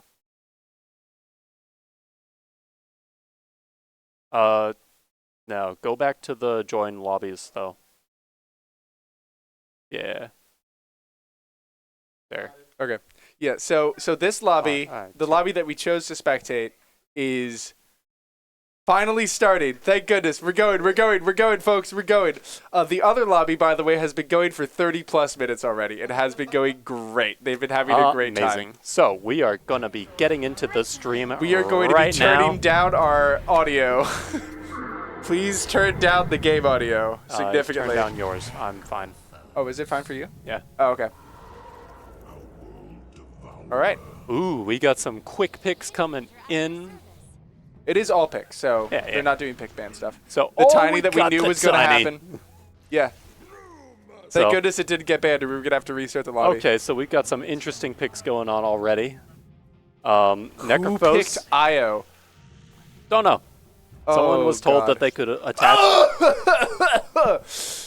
Oh, you know what? so- Hey, I just remembered. I did tell RGC that if they picked 3 Complexity 3 heroes and 1, I would give them a bonus point. Wow. Yeah, I So- did tell them that. Brewmaster, a very difficult hero, Well, only the ult, to be fair. which is most of the hero. Not in this Earth lobby. Spirit Earth Spirit's going to be is awesome. one of the. There you go. You found it. Yeah. Click on yeah. Yeah, you'll set Yeah. the Set free cam to player view and then just let it run. And then click on the Earth Spirit specifically. I need to see the Earth Spirit. Okay. Folks, we're going to set up this camera real quick. And then everything's going to be nice and peachy keen. Awesome.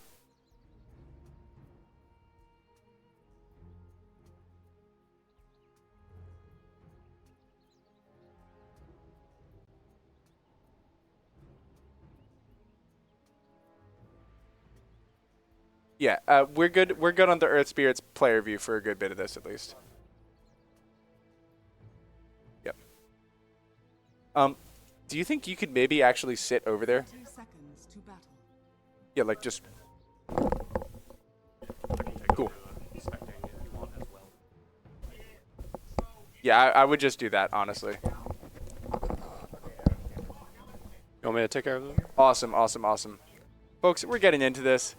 I don't know if they know about the bounty runes necessarily. It doesn't look like they do, and that's totally, totally fine. Okay, cool. The battle begins. All right. Cool. I think Okay. you got it. Oh, they're going for the runes? They're going for runes? Okay, we're good? Yeah. So Awesome. to go along with our new player experience, we also have a new observer experience. So Yeah. Dota 2, fun game to observe, I think. I have done it quite a bit. Mhm. Um, Thank goodness the mini-map is able to be clicked on. oh, yeah. Okay, so we've got Earth Spirit 1 with IO5. Makes sense. Okay. These mids make sense. These this is a actually are reasonable. normal. These are normal mids. This is a normal mid matchup. Normal mid. Necrophos is a big tanky guy that casts a lot of spells and becomes physical damage immune. Meanwhile, Outworld Devourer augments his attacks with magic damage. So the more mana pool he has, the more damage he does. He also does he still reduce your mana pool? I can't remember. He does still reduce your mana pool. Still Yep. reduces your mana Okay. pool. Tiny with the big deny. He clearly knows what he's doing. 58 Chef. hours in, and he knows what he's Love that. doing. What do you like to see? Brewmaster is a big guy that likes his brew. Yeah. Got the So drunken brawler ability, makes him dodge attacks, deal crit damage, and then he can split up into 3 little elemental rulings with his ultimate at level 6. Yep. Now, I will say, it seems like the other characters in this lane, the Wind Ranger and the Brewmaster, do lightly know what a MOBA is. I believe they're probably RGC. Okay. Here we go. We've got Io and Earth Spirit down here. They're doing stuff as well. Oh, Io's getting a little far forward. Oh, whoa! Ability used properly. Okay, there we go. But There he we go. rolled That's what away. we expect. So every single one of Earth Spirit's abilities is a skill shot. So, Yep. And for also the- weird as hell. oh yeah, they have Yeah. very long startup. All sorts of strange stuff. Yeah. Unlike League of Legends, which I'm assuming most people are Uh, more familiar with, yeah. Dota 2 has very long stun times. And just a lot more CC in general. Time to kill is Yeah. generally a lot longer. Not You have quite as- many more opportunities to get out. Yeah. Yeah. It's a much more technical It game than League of Legends. Slightly less flashy, I'd say, though the ultimates are crazy power level compared to Yeah. League. So, So, in Dota very 2, cool. typically your main 3 abilities, you're like, these are good, solid abilities. I'm excited to use them in team fights. And then your ultimate is like, let's turn this team fight around and win the whole thing and kill 5 people and stun them for 12 seconds and, Yeah. you know, put down a funny bubble of death. Stuff like that. You know, Yeah. good things. That's Or in the case of Tiny, get swole and thick. We have wards being placed down. This is better than most of my Holy games moly. already. Holy moly. Wards provide vision to the team that set them up, so very important for this game because Yeah. Now, I'd like to see how Fog this of War is Necrophos is crazy. doing in terms of last hits. I want to see their gold count right now. Ooh, brew used, abilities used. Look at them go. Okay. Ooh, misses the power shot on the Wind Ranger though, so none of Yeah. that damage is going to be Now, coming out. I think, unfortunately, the Winter Wyvern is a little stuck in Fountain right now. Might want to focus on... the coaching the Winter Wyvern for a second so that they can get out there and start playing. Oh yeah. Yeah, because 4v5 is not really where you want to be right now. No, especially in your top lane. Although, granted, I'm not sure what this team does late. They have an Earth Spirit Yeah. core. Oh my God! he got the Almost under the kickback. fountain too. That's crazy. Tower. Viper taking it. Viper taking a lot of damage. Yep. For sure, half health gone. And now this Io is pumping so much damage and regen into this Earth Spirit. You'd like to Very see that good. synced a little better, but Ah. it's still, yeah. All good. Io is all about giving buffs to the hero you're attached to. And you know, honestly, despite the fact that I was a complexity 3, I'm sure this was picked because they said you can just hit the heal button and it will be good. What's the Lake character? Is it Yumi? No. I think Is that right? who's the weird cat that sits on a book? It is It's Yumi. that one, right? It is Yumi. Okay, so Okay. I was right about Yumi. Yeah, so I kind of like that, except you also can teleport your guy you're connected to You anywhere can on the feed map your you want. teammate. I'm gonna raise a bet. Do you think that will ever be pressed? I hope so. I hope so too. I really Because- hope they die from it. But yeah, I was gonna say either it's gonna be really cool or it's No, gonna it's be not. one of the funniest things we'll see this Yeah, night. we're gonna watch them TP like somewhere. We're gonna watch them TP like 12 feet away, and then TP back, Yeah. and it's gonna be great. Yeah, a dead horse getting pretty low here on the Living OD. up to their namesake. Taking a lot of creep hits, honestly. Yeah. Also, I noticed that they're no regen. they're not on autocast on that too, which maybe they feel like they can't get the regen for it yet, but they should be able to, I think. Okay, almost under Yeah. tower again. Not bad. Duel looking pretty hurt, but they're gonna be able to escape. Okay. RGC doing really good right now. Ooh, wow. Okay. Whacking into Is that gonna him. be? So much damage, and that Yikes. is a kill for the Radiant. Yeah. Very good. Wowzers. 5 Knights at Fred Figglehorns. They've got a 1K net worth lead. It looks like they're gonna do all right. That being said, I do favor GSO and Tiny. yeah, I do favor DSO and Smash with the Tiny Viper. I favor that into the late game, I think. What? Assuming that against an Earth Spirit one, like I against mean- this team, Yeah, but I'm afraid that Necrophos? this Necrophos is going to be unkillable eventually. that's fair. You know, that is fair, but it is a Viper. I think if there was a character that was going to be able to deal with it, the break is going to be really. No. Can you not break? Really? I Okay. mean, you can break, but he's just going to press W and walk away. Yeah, and then you Viper strike them. Still just going to walk away or out heal it. How is he going to out heal it if he's broken? He has other things that make him deal damage. That's true. Viper does Okay. fall off quite a bit late game. It looks Wish like the getting Tiny- walked yeah. at, though. Tiny's putting Taken in out work by though. Tiny. This 4 is levels and toss 1 level. Whoa. So if we could take a look at these item builds so far, we've got a bottle on the position 1 Tiny. Often an item you only see picked up in the mid lane. Yep. Bottle is a regeneration item, has 3 charges, can be refilled by the runes that spawn in the lane.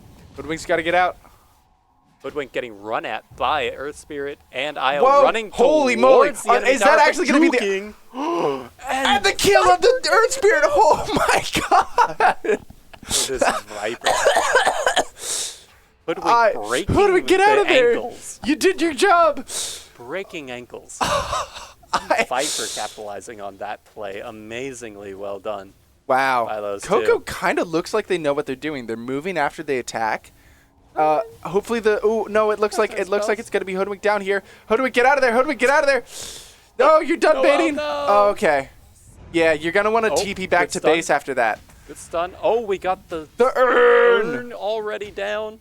I don't Gonna be think taking I a don't good amount of think damage, half health, but Yeah. he's gonna be able to walk. good under damage, his but I think tower. they're going to be okay. Are And they they're going under diving? tower. They're going under tower. They hit the button. This may not be good, but the kickback.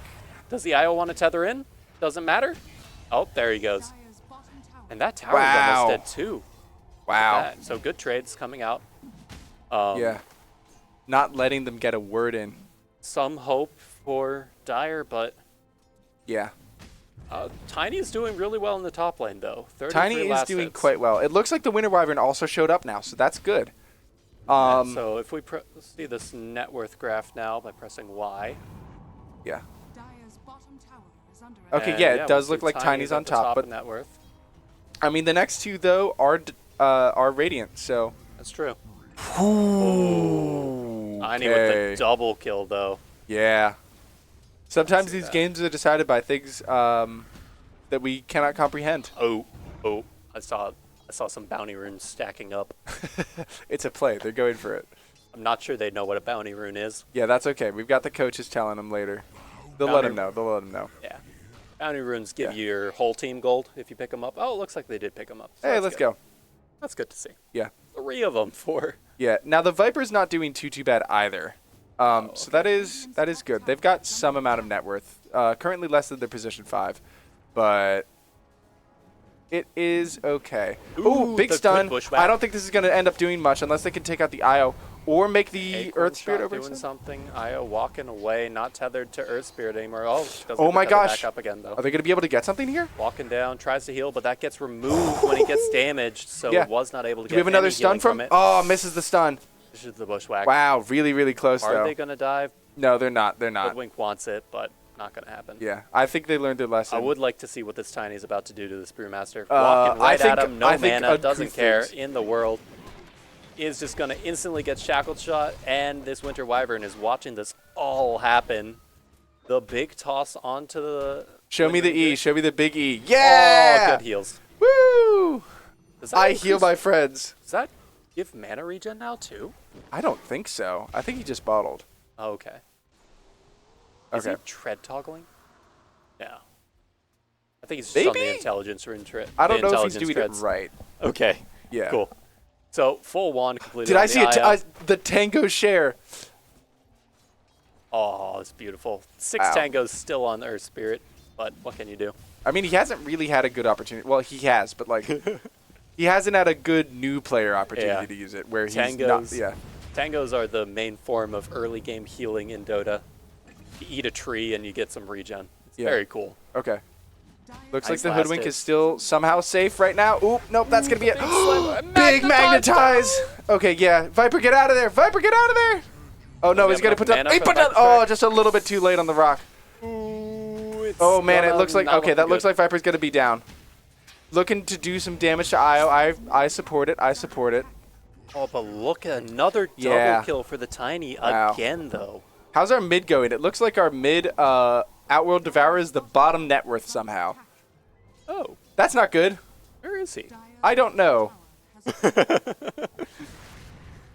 Where do you go? Dire's middle tower is under Yeah, let's try and find that Outworld Devourer. So yeah, Outworld Devourer having a really bad time against Necrophos. Just kind of slowly. Okay, just okay, but the kicks you Tiny's down. here. The Tiny's here. Okay, so they might be shifting lanes, seeing if they can get some Ooh. farm. Misses the Death Bolt. Yeah, that's big, obviously. Radiant's top tower. Got a little Um, healing, but no damage on the Tiny. Good. And we get the toss backwards? No, just the toss up. That's fine. That's fine. Press W, walk away. Mhm. To be expected. Yeah. Both level 10 though. So. Okay. Can we check on this Outworld Devourer real quick? I want to make sure that they're having a good time. Like, click you on should him be able on to the click top. on his portrait. There he is. He has. He's level Arcane 9 Ring. with that net worth? Oh my. He has 17 last hits, so yeah. No, that's 1,000 net worth. What's happening? His 17 last hits. Yeah, I know, but still. Has he just been spam? Oh, maybe he's been spam dying. Spam. He seems to be buying a lot of regen and not actual real items. Oh. That may be where they Okay. lost it. Oh. Can we get it? Can we get it? Odie Can we get a gonna big ult? live? Is he Oh, big gonna- ult, big ult, big ult. 1 click. 2 clicks. Double Q click. Okay, okay, okay, okay, okay, okay. Here we go, here we go, here we go. And nice toss and death. Oh, let's good go. job. Nearly got Please don't both die. of them. No! Don't walk through the tower. Living on a hair. Ah! Living on a. We're halfway there. Oh, man. Ooh, good magnetize. And Yeah, the really hoodwink good goes down magnetize. again, but Io falls in return. Support trade, but the And Viper might go down here. Viper is fine. Dude, He's they're just gonna walk honestly away. kind of showing up on the Earth Spirit here. I can't See lie. it. He's doing really well. I mean, honestly, one of the better heroes for a league player to play, I think. Definitely, especially shots. especially as like a complexity 3. If you had to pick a complexity 3, I think they picked the exact right ones. Oh yeah, Yeah, like maybe Rubik, maybe, maybe. maybe. Rubik requires a lot of game knowledge because you're stealing all sorts Rubik of different does spells require a from lot the of enemy game knowledge. team. That right? is correct. No, little Winter Wyvern, back the hell up. Winter Wyvern just going right in on these two, and that was a wild shackle shot range. Show me the And E. the rapid fire Ooh. instant death for Yeah. the Winter Wyvern. Unfortunate. And there's another scythe for Jing. Can we check Necrophos's Zing. stacks right now? Can we click on the Necrophos and see how many stacks of that they have? Okay, at least they only have 2. Tower is under Okay. All right, it could okay, be worse. Okay. It could be worse. Early in the game, It is early in the game. level 11. They do have a 4K net worth lead, which does scare me. It's okay. Um, Tiny's doing work. Tiny is doing work. Got a Crystallis already, so he's got crits online, Oh. and he's got a big old tree. That is true. I'd in love his to see hand. the Nullifier, personally. I think that's an item I'd really love to see.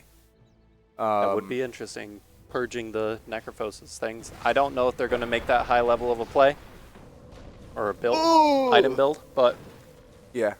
depending on what their coach tells them what to do, maybe. Yeah. Right, we do want to mention that these players are in fact being coached to some extent. They're being coached by both former and current Dota 2 players on the RIT Esports team. Yeah. I think they might have Yakare and Wafs. I'm not sure. It might just be Wafs. Okay. And then Shot Glass is coaching Dyer here. Yeah. So, Yeah. should be good. Should be good. Ooh, big crit, but almost. Oh, he's The going to slow, be the able to slow, the run slow. away with the Or can we get a toss? No switch toss? change. No toss? No toss. No toss I onto him. feel like we're going to get the toss. There it is. And he's gone. Brewmaster down once We again. got 2 This bottle charges. Tiny's just running at them, and the Windrunner pressed their Windrun and did not run away. Oh, no. Meanwhile, Coco going in on the IO once again is just going to right-click him down and going to take the trade. I mean, not bad. Oh, Kill and for the kill. Oh. Ooh, does he walk away from this? Yeah, no, that's he not doesn't. gonna be Ticked enough. away by the urn. Radiant's top tower is under Oof. attack. Okay. But towers are falling. Towers are falling. Mid lane tower nearly gone. Our for OD Dyer. is getting some amount of money. That's good. Good to see. Nearly passing his position 5. Yeah, almost. Courier moment. This courier is being microed Dire's middle tower very well. has fallen. Radiant's Could vanish, top but has fallen. not going to amount Okay. to too much. Nope. Dire's bottom Just a bit of damage though is all you need sometimes. Damage. I wonder if any of the players are currently just like sitting in the back and farming. Also, I haven't seen this tiny. I'm curious if this Tiny's going to be building a Blink Dagger next. It looks like he's going Conda, which is funny.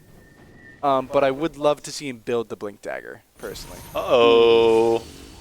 OD gone again to the Reaper's Scythe. Uh-oh. Necrophosis Not is getting a hard to good kill. time. Oh, and we got the rapid fire on the focus fire onto Okay, the well Tiny. that's one. Oh, maybe 3 heroes can take this man down. Are we they're going to see walking him. any help He goes come high in? ground. Does he get the bounty runes at least? No, he gets them stolen by the Earth Spirit. and Yikes, he's Earth gonna Spirit has a- rock away. Oh, he's still alive. Oh, Oh, but Wind man. Ranger is That's able to so take him close. down eventually. Yeah, unfortunately, And he's going to need some more support on his team to be able to Yeah. do stuff like that. Close to a 1v3. Yeah. Radiance. Can we check out where completed the on Necrophos. Can we check out where the Winter Wyvern or the Can we check out where the Winter Wyvern is? Okay. They're level 6. They are level 6. Okay. Okay. Why are we only seeing one Yeah, besides let's- Fog of War? I don't know. Both teams could be both. Okay, that's strange. Okay, whatever. Weird. I don't know. Having some weird bugs in the client. Yep. Never seen that happen before. That's fine. We've got Winter POV right now. True. Yeah. Winning POV. But everybody's winners here. Right? True. This Hoodwink is playing with fire, playing right up in their face, goes under tower, and is Yep. gone. Okay, hold on. There's a big fight happening. Yeah. Walk up, Okay, okay. Crit. Oh. Gonna just keep punching him. Gonna try to walk away. If the stun comes off here from the Tiny, that might just be the next. Oh, he's got Reaper Scythe up though. He might Please. he might be able to just press it. Does he press it? Oh, the He's out of evasion mana. from He's out of Radiance. mana. And Oh. Tiny's able to get the kill, but he's gonna go down to tower shots. Oh my! Damn. What a brawl this game is. The Viper's at 5K net worth now, though. That's not nothing. That is not nothing. He is slowly catching up. Mm-hmm. But Tiny's net worth lead is kind of disappearing too. Yeah. And unfortunately, the supports on this team and the mid are not really doing great. Somehow OD's net worth went down by 500 since I last checked. Huh. Chocolate, coach your mid a little better. just make him go farm. Make him hit creeps. Yeah. Let's do something. Who knows? top tower Yeah. is under Interesting time. Focus fire being used on the tower, pushing with this Wind Ranger. What's she got on her already? I would not be surprised if we see the Tiny showing up around there Ooh, soon. Blade but Mail and Spirit Vessel finished. on Earth Spirit. Looks like a BKB is coming out next, probably. Let's see what he does with this. Would be very Okay, here we go. We got the Winter Wyvern in. Actually, a big ult here could just get them some kills, unironically. Big ult from Winter Wyvern could do a lot here. Is Tiny have a blink yet? Oh, Tiny's in. Oh, but Hoodwink gone. And Viper's just man fighting. yeah, Viper's going to die here, unfortunately. Unfortunately, know it too. all alone. Yep. No one to save him. And a double kill for the next. Oh, look, Brewmaster nonsense. Brewmaster's in. What's he doing? I think tried his best. There are 6 cells. Oh. I'm sorry, there were 6. What? 6 salves. Oh, he got a kill though. Let's go for Nearly the doubling his net OD. worth. Let's go. Very good kill. Merry Christmas. Merry Christmas. Halloween. You're right. Dire's bottom tower is under A nightmare before. This is one of those games. So yeah, I figured out where the net worth is going. Yep. 7 salves on the OD. Not usually the items you buy at this point in the game. We are, what, 20 minutes into the game now? Radiant's middle tower has fallen. So, it should say at the top of the, Radiant's middle scoreboard. tower is under attack. right in the middle of the screen at the top. 20 minutes into the game. So, yeah. Radiant's courier has been OD may want to actually start building some items. I think he does have boots, so at least he's not walking Okay. really slow, but he is getting pushed The underneath 6 the salves tutu. is not really what you want to see, though. Yeah, it does have treads. Okay, hold on. Oh. Just hit the ult, hit the ult, Press hit your the ult, hit the ult. Press your ultimate. Oh. Oh, he's just going to try to run away. Do you think It's the ult okay. would have killed the IO there? I think it was a little too far back. Maybe. Yeah. Maybe the Wind Ranger. But we do have a 3-man group up for the Dire, so first time they're actually like playing really well together. middle tower is They are going to try to push this tower, and Tiny just does so much damage to it. And tossing in Hoodwink Radiant's as a bottom treat. tower has fallen.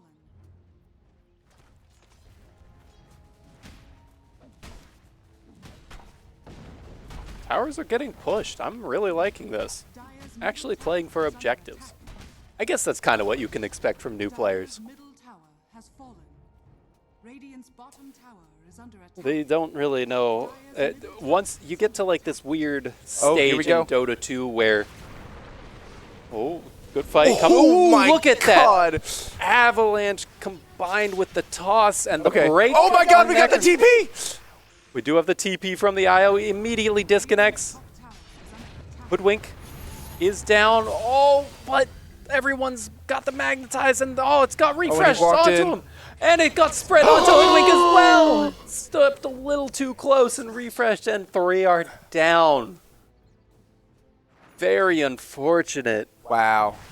Not what you want to be seeing. And we got Boots of Travel on the Necrophos now, too, so he's going to be able to get all over the map. Definitely the itemization coming out from Radiant side is quite a bit better than Yeah. Dire's, but 6 salves. Tiny now finally into second net worth. Does Tiny so have the Conda yet, though? That's the question. hard to I don't think so. Let's check. Can we see the Tiny? Dire's structures Tiny, he's dead. Tiny and does he have the Conda. Okay, so we do got Maybe the just got it, items. though. Yeah. The Conda, obviously very significant, means that the toss potentially kills Necrophos. Yeah. But Oof. This we're Outworld. Earth Spirit is also getting pretty scary, and Outworld Devourer still doesn't have really any items to work with. Oh, the good save from Winter Wyvern, but no enough. follow-up abilities. Yeah. So unfortunately, also going to fall. Unfortunately, it does seem as though the Winter Wyvern is a true blue new player. Yeah. You know, that's what we're here for, though. That is what we're here for. We're hoping. Yeah. See, normally I would put them on a character like Bristleback. And not Winter Wyvern. Yeah, Winter Wyvern, But- definitely one of the harder supports you could play right now. Yeah. Definitely, for sure. It's not just use buttons. It's I would have use loved to buttons see like an well. Undying. Just place down your Undying, tombstone. Jakiro, all the characters I play in ranked, yeah. Well, see, the nice thing about Undying is he now has an innate ability where on a timer you can die and then you immediately revive. true. Dyer's And that is good for players who are new and die often. He becomes literally undying. True. They're so clever. They are so clever. We love the Dota 2 developers. Okay. Hold on, are we seeing some stuff happening top? Valve really does love this game. Okay. And we Ooh, got a a big- huge avalanche, but it looks like Viper and Tiny are all alone in this. I don't know if they're going to be able to get out They're of not this and gonna take be able to anyone do down. anything here. Necrophos getting another Yikes. Reaper Scythe off, and he is going to just be building up those stacks. Good OD ultimate, Yeah. making them Run, man your allergy, run. but Okay, we're hoofing it. a No, we're little not too hoofing late, it I in think. nearly enough. And OD is just going to try to man fight.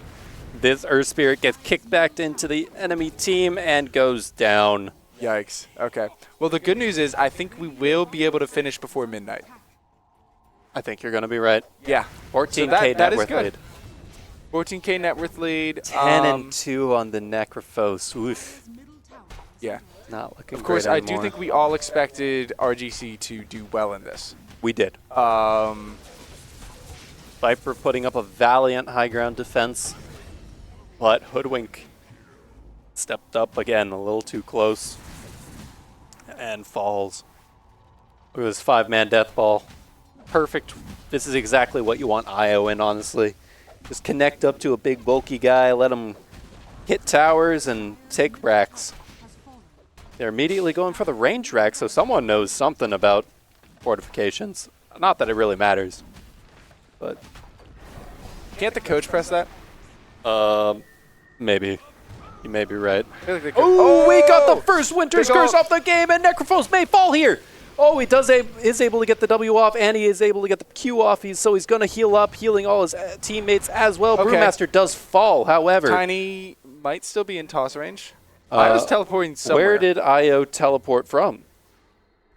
He goes Oh, a bad back, place. back into the enemy team. Does anyone see him, or is he just going to be Doesn't able look to like it, sneak unfortunately. away?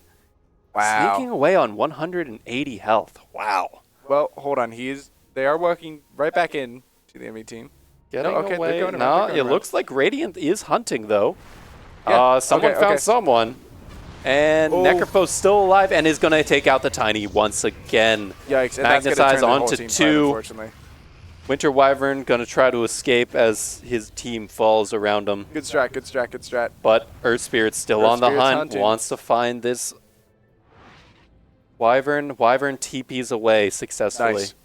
Good play, good play. Radiant's Ooh, and BKB is finished on Earth Spirit as well now. So Yep. He used it in the 13 team fight up there. 13 charges on that Spirit Vessel. Oh my. Yeah.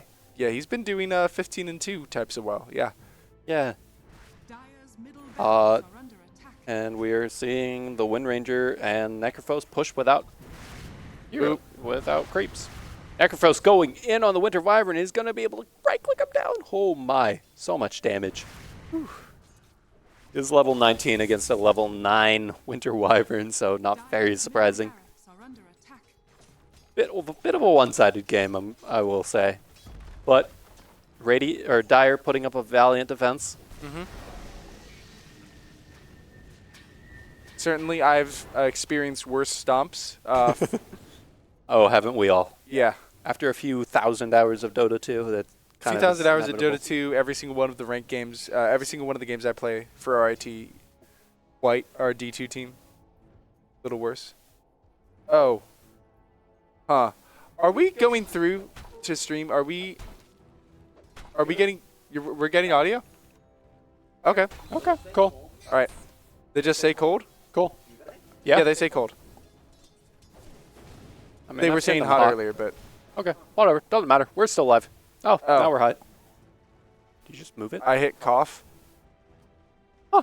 Weird. All right. Weird. A little bug on our stream decks, but we're all good. We're still Again, good on technical audio? difficulties, but you know, whatever. I mean, apparently, what we're here no for. technical difficulties, and everything's been fine. We're just panicking.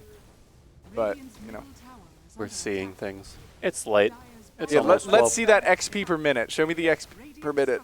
structures are fortified. Big I want to see this net worth graph. Radiant's middle net worth graph, yeah. The Give me the full graph. Woo! Look at that. Look at that win probability. 87% for the Radiant right I now. like the Woof. 13 for the Dire, though. I like that. That's good. Hey, it's still winnable. I think this is saying 13% of the time they're going to walk into Fountain. Radiant's middle tower is under attack. Maybe Tiny gets like a huge cleave off. Tiny, he does you're have the right. shard now. Tiny could do some big stuff. So he's got that Dire's top tower is big tree all the time. He's level 18. He's a That tree very is big permanently man. big. Yeah. That is true. Big man with a big conda ready to whack away at the enemy team. Conda. Right. I heard What? Conda. I heard something slightly different, but that's okay. Conda. Folks at home, we're talking about the Khanda. Conda. Conda. Conda. It is an item that makes Conda your died. ability your targeted abilities deal a crit damage, essentially. Yeah. Very cool. It also item. makes you not want none. Unless it got buns, hon. Oh, we my got God. the Winter's Curse onto the Earth I don't think this Spirit. does anything, Not unfortunately. The best It did not do target anything. for sure, but what can you do? It annoyed them. It did annoy them. It was more to assert dominance. Yeah. Love to Now, see it. here's the question. Do you think that those characters did more damage to the Earth Spirit, or do you think the Earth Spirit's Blade Mail did more damage to them? The former. Okay. I think Meanwhile, you're right, Earth but Spirit I think taking it's quite a close. bit of damage underneath the Yeah, towers. that Conda really, really hurts. It really does. Yeah. Very funny. I quite like it. It is.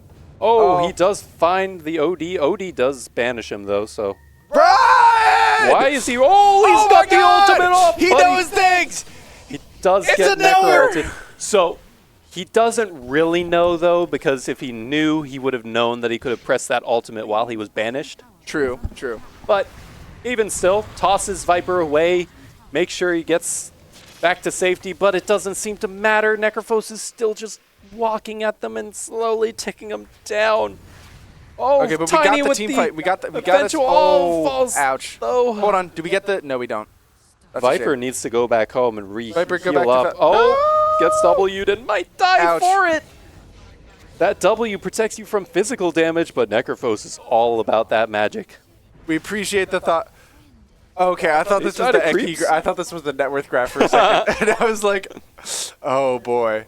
Okay. I mean, that doesn't look that much better. I'm glad Tiny's Look at still that. number 2 at least, but that's gonna change soon. Wow, they're really holding on a lot longer than I thought they would. I mean, it is low MMR, and obviously they do struggle to push. Yeah, but you know.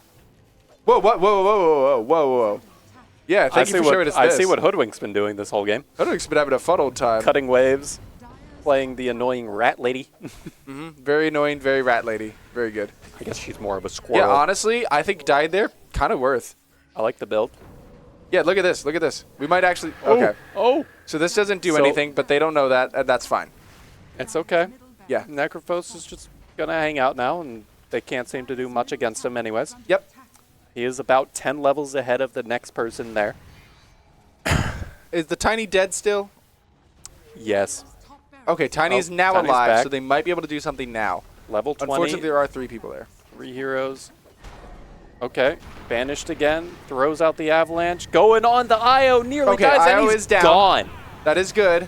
But we do have a magnetized set down, and it's dealing some heavy damage to the enemy team. Silences and pushes going out. Tiny with another toss-up on the Earth Spirit. Getting Okay. really low. 1 crit.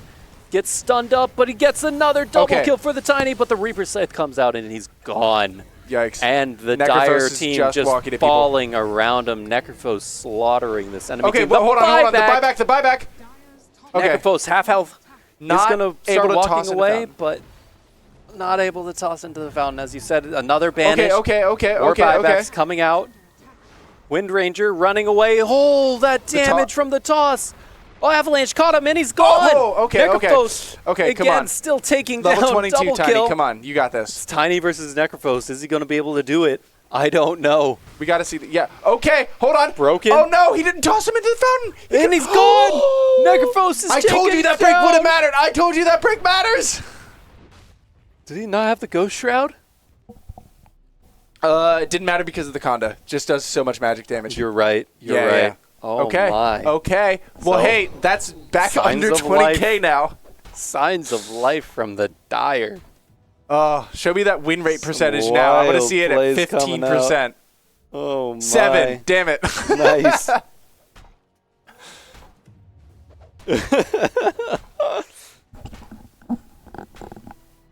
Yeah. Wow. There's a lot of neutral items on the ground. It is. I'm It's okay, they don't realizing need now them. that nobody has neutral items either. Nope, of course not. I saw Earth Spirit had like something in his inventory, but Maybe. he had the token. So Okay, let's see the. we'll see what happens now. This There seems to be something Back happening and forth. bottom lane, maybe? Oh, no. Okay. Whole lot of stuff.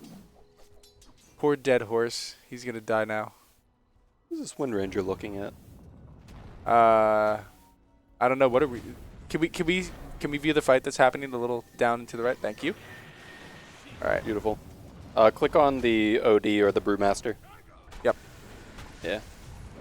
Okay. Okay. Okay. Tiny It was all in bait. with It the was all huge bait. avalanche It was of all the bait. cleave. But Brewmaster was able to survive. Io nearly falling. One more click. Oh, he gets some. The 5-second funny. Is Oh my goodness. Tiny going to be able to get out of this? He's getting stunned. He's getting lifted. He What might can have do? enough sauce. Oh, Okay, that's another enough sauce. stun. Brewmaster down. Earth Spirit down. Earth Spirit knocked down. Earth Spirit and we knocked got down. the Reaper Scythe again. Yikes. So even though Tiny has so much health, for every health he's missing, that Reaper Scythe does even more damage. Okay, by the way, the Hoodwink looking all right for 17 minutes into the game, so that's good. They got a Mjolnir and a Force Staff. Nice. We're not 17 minutes into the game. Yeah. that's the only problem here. Yeah, It's 36 minutes into the game, actually. But anyways, Tier 4 towers being taken by these creeps. Dire gonna have to deal Watch the with Earth Spirit, all watch these the Earth creeps. Spirit. Watch up, Earth right, Spirit upright, going down. upright, upright, OD upright, upright. Thank you. looking after, hunting down. OD with the huge ultimate, getting a double kill. Okay. But Necrophos just running. Is gonna be able to heal? Winter Wyvern able to heal through the Death Pulse. Winter Wyvern is okay. Not gonna fall, but these siege towers are taking out Dire's middle tower has Yeah. Now, by the way, Tier 4 tower, and now shout going outs to after the the Hoodwink. Ancient. The only reason they don't have Mega Creeps. That is very true. Yeah. Speaking of Hoodwink which, look at pushing, this. Pushing, Look at him go. pushing. Hoodwink doing some rat Dota. That's what we love Get to on see. out. Get on out. Necrophos Hit that Force Staff. Hit that still Force is Staff. Okay. hitting away at the Ancient. Dire's ancient. The Ancient is getting attacked. It might be over for Dire if they don't take down Necrophos. OD, take it down. Oh no. Oh How much no, longer on the creeps Tiny? are hitting. How much longer on Creeps the are Tiny? hitting. How much longer on the Tiny? 17 seconds? Way too 17 long. seconds, it's too long. Yeah. Creeps are hitting the towers. OD buybacks, buybacks. Is he okay. going to be able to clear out all these creeps and I don't prevent think the Ancient so. from being taken? I don't know. we got the Meteor Hammer. Ooh. It's got Show the me that Meteor banish, Hammer, show no me that Meteor Meteor Hammer Hammer. usage. Ancient only at about 10% health now. Is he going to be able to save it? No, the Reaper Scythe comes out. No one's able Wait, to that's defend. Viper, that's Viper. Here we go. No, it Okay. doesn't matter. The creeps are going to take it. Nope, It's that's going to it. take Yeah, it, and that's that's it. Okay. it. That is Wow. game. Wow. GG's, well played from everyone. Yeah. Good thing they didn't say GG before the game was up. I don't think they would have canceled. Yeah. What a game. Good job. wow. You can click on the graphs there. Yeah, we can see these graphs, but Scoreboard yeah. is where we like to see. Look at those damage dealt. Hey, let's give credits to the two people in this game who got denies. Very nice. Someone Yeah, figured very, out very what nice. A key does. Yeah, Tiny did one. We saw the only one that Tiny did. Nice. Which is pretty cool. Yeah. Very cool. So I think this net worth graph is if we go back to Team XP net worth. Yeah. So I believe the blue one is Dire, the yellow one is Radiant, and then the green one is Necrophos. If only. Yeah. Yeah. I see. So the win probability definitely in the favor of Radiant the entire game. But still, Hey, we were I here mean, for the fun. If you look, there were actually a few brief moments where Dire had more experience. So they were For smarter. what that matters. Yeah. They were smarter They were smarter. for yeah. a little bit. Well, Wow. Okay. good I job mean, to both teams. yeah. Very good. Unfortunately, we will- won't be able to do a second game, right? We will absolutely not be doing a second game. So,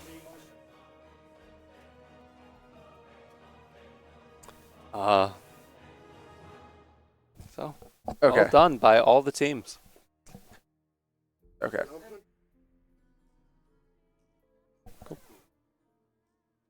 Well, We're going to cams or? going to cams. Oh, we're on cams. Okay. Oh, look at that. Well, folks, I wish I could tell you the results right now.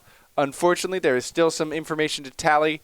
Not for this match. Obviously, we know who won. Sure. But for the entirety of the Club Clash, I will be telling the results in hopefully about 6 to 7 minutes. Okay? All right. We're not going to live stream that. We're just going to post it in the Discord channel. And then we will know which club won themselves a free pizza. Very cool. Free Pizza pizza party. party for Pizza their party. club. Yeah, that's what y'all were playing for. Very important stuff. So thank you all for tuning in. Thank you all for enduring all of the technical difficulties and gaffes. And I hope you enjoyed our rendition of Head, Shoulders, Knees, and Toes. Highlight of the stream. Yeah. Highlight of the stream. Highlight of the stream. Anything else that we need to cover? Thank Okay. you for joining us and sticking through to the very end. Happy Halloween, everybody. Happy Halloween, everybody.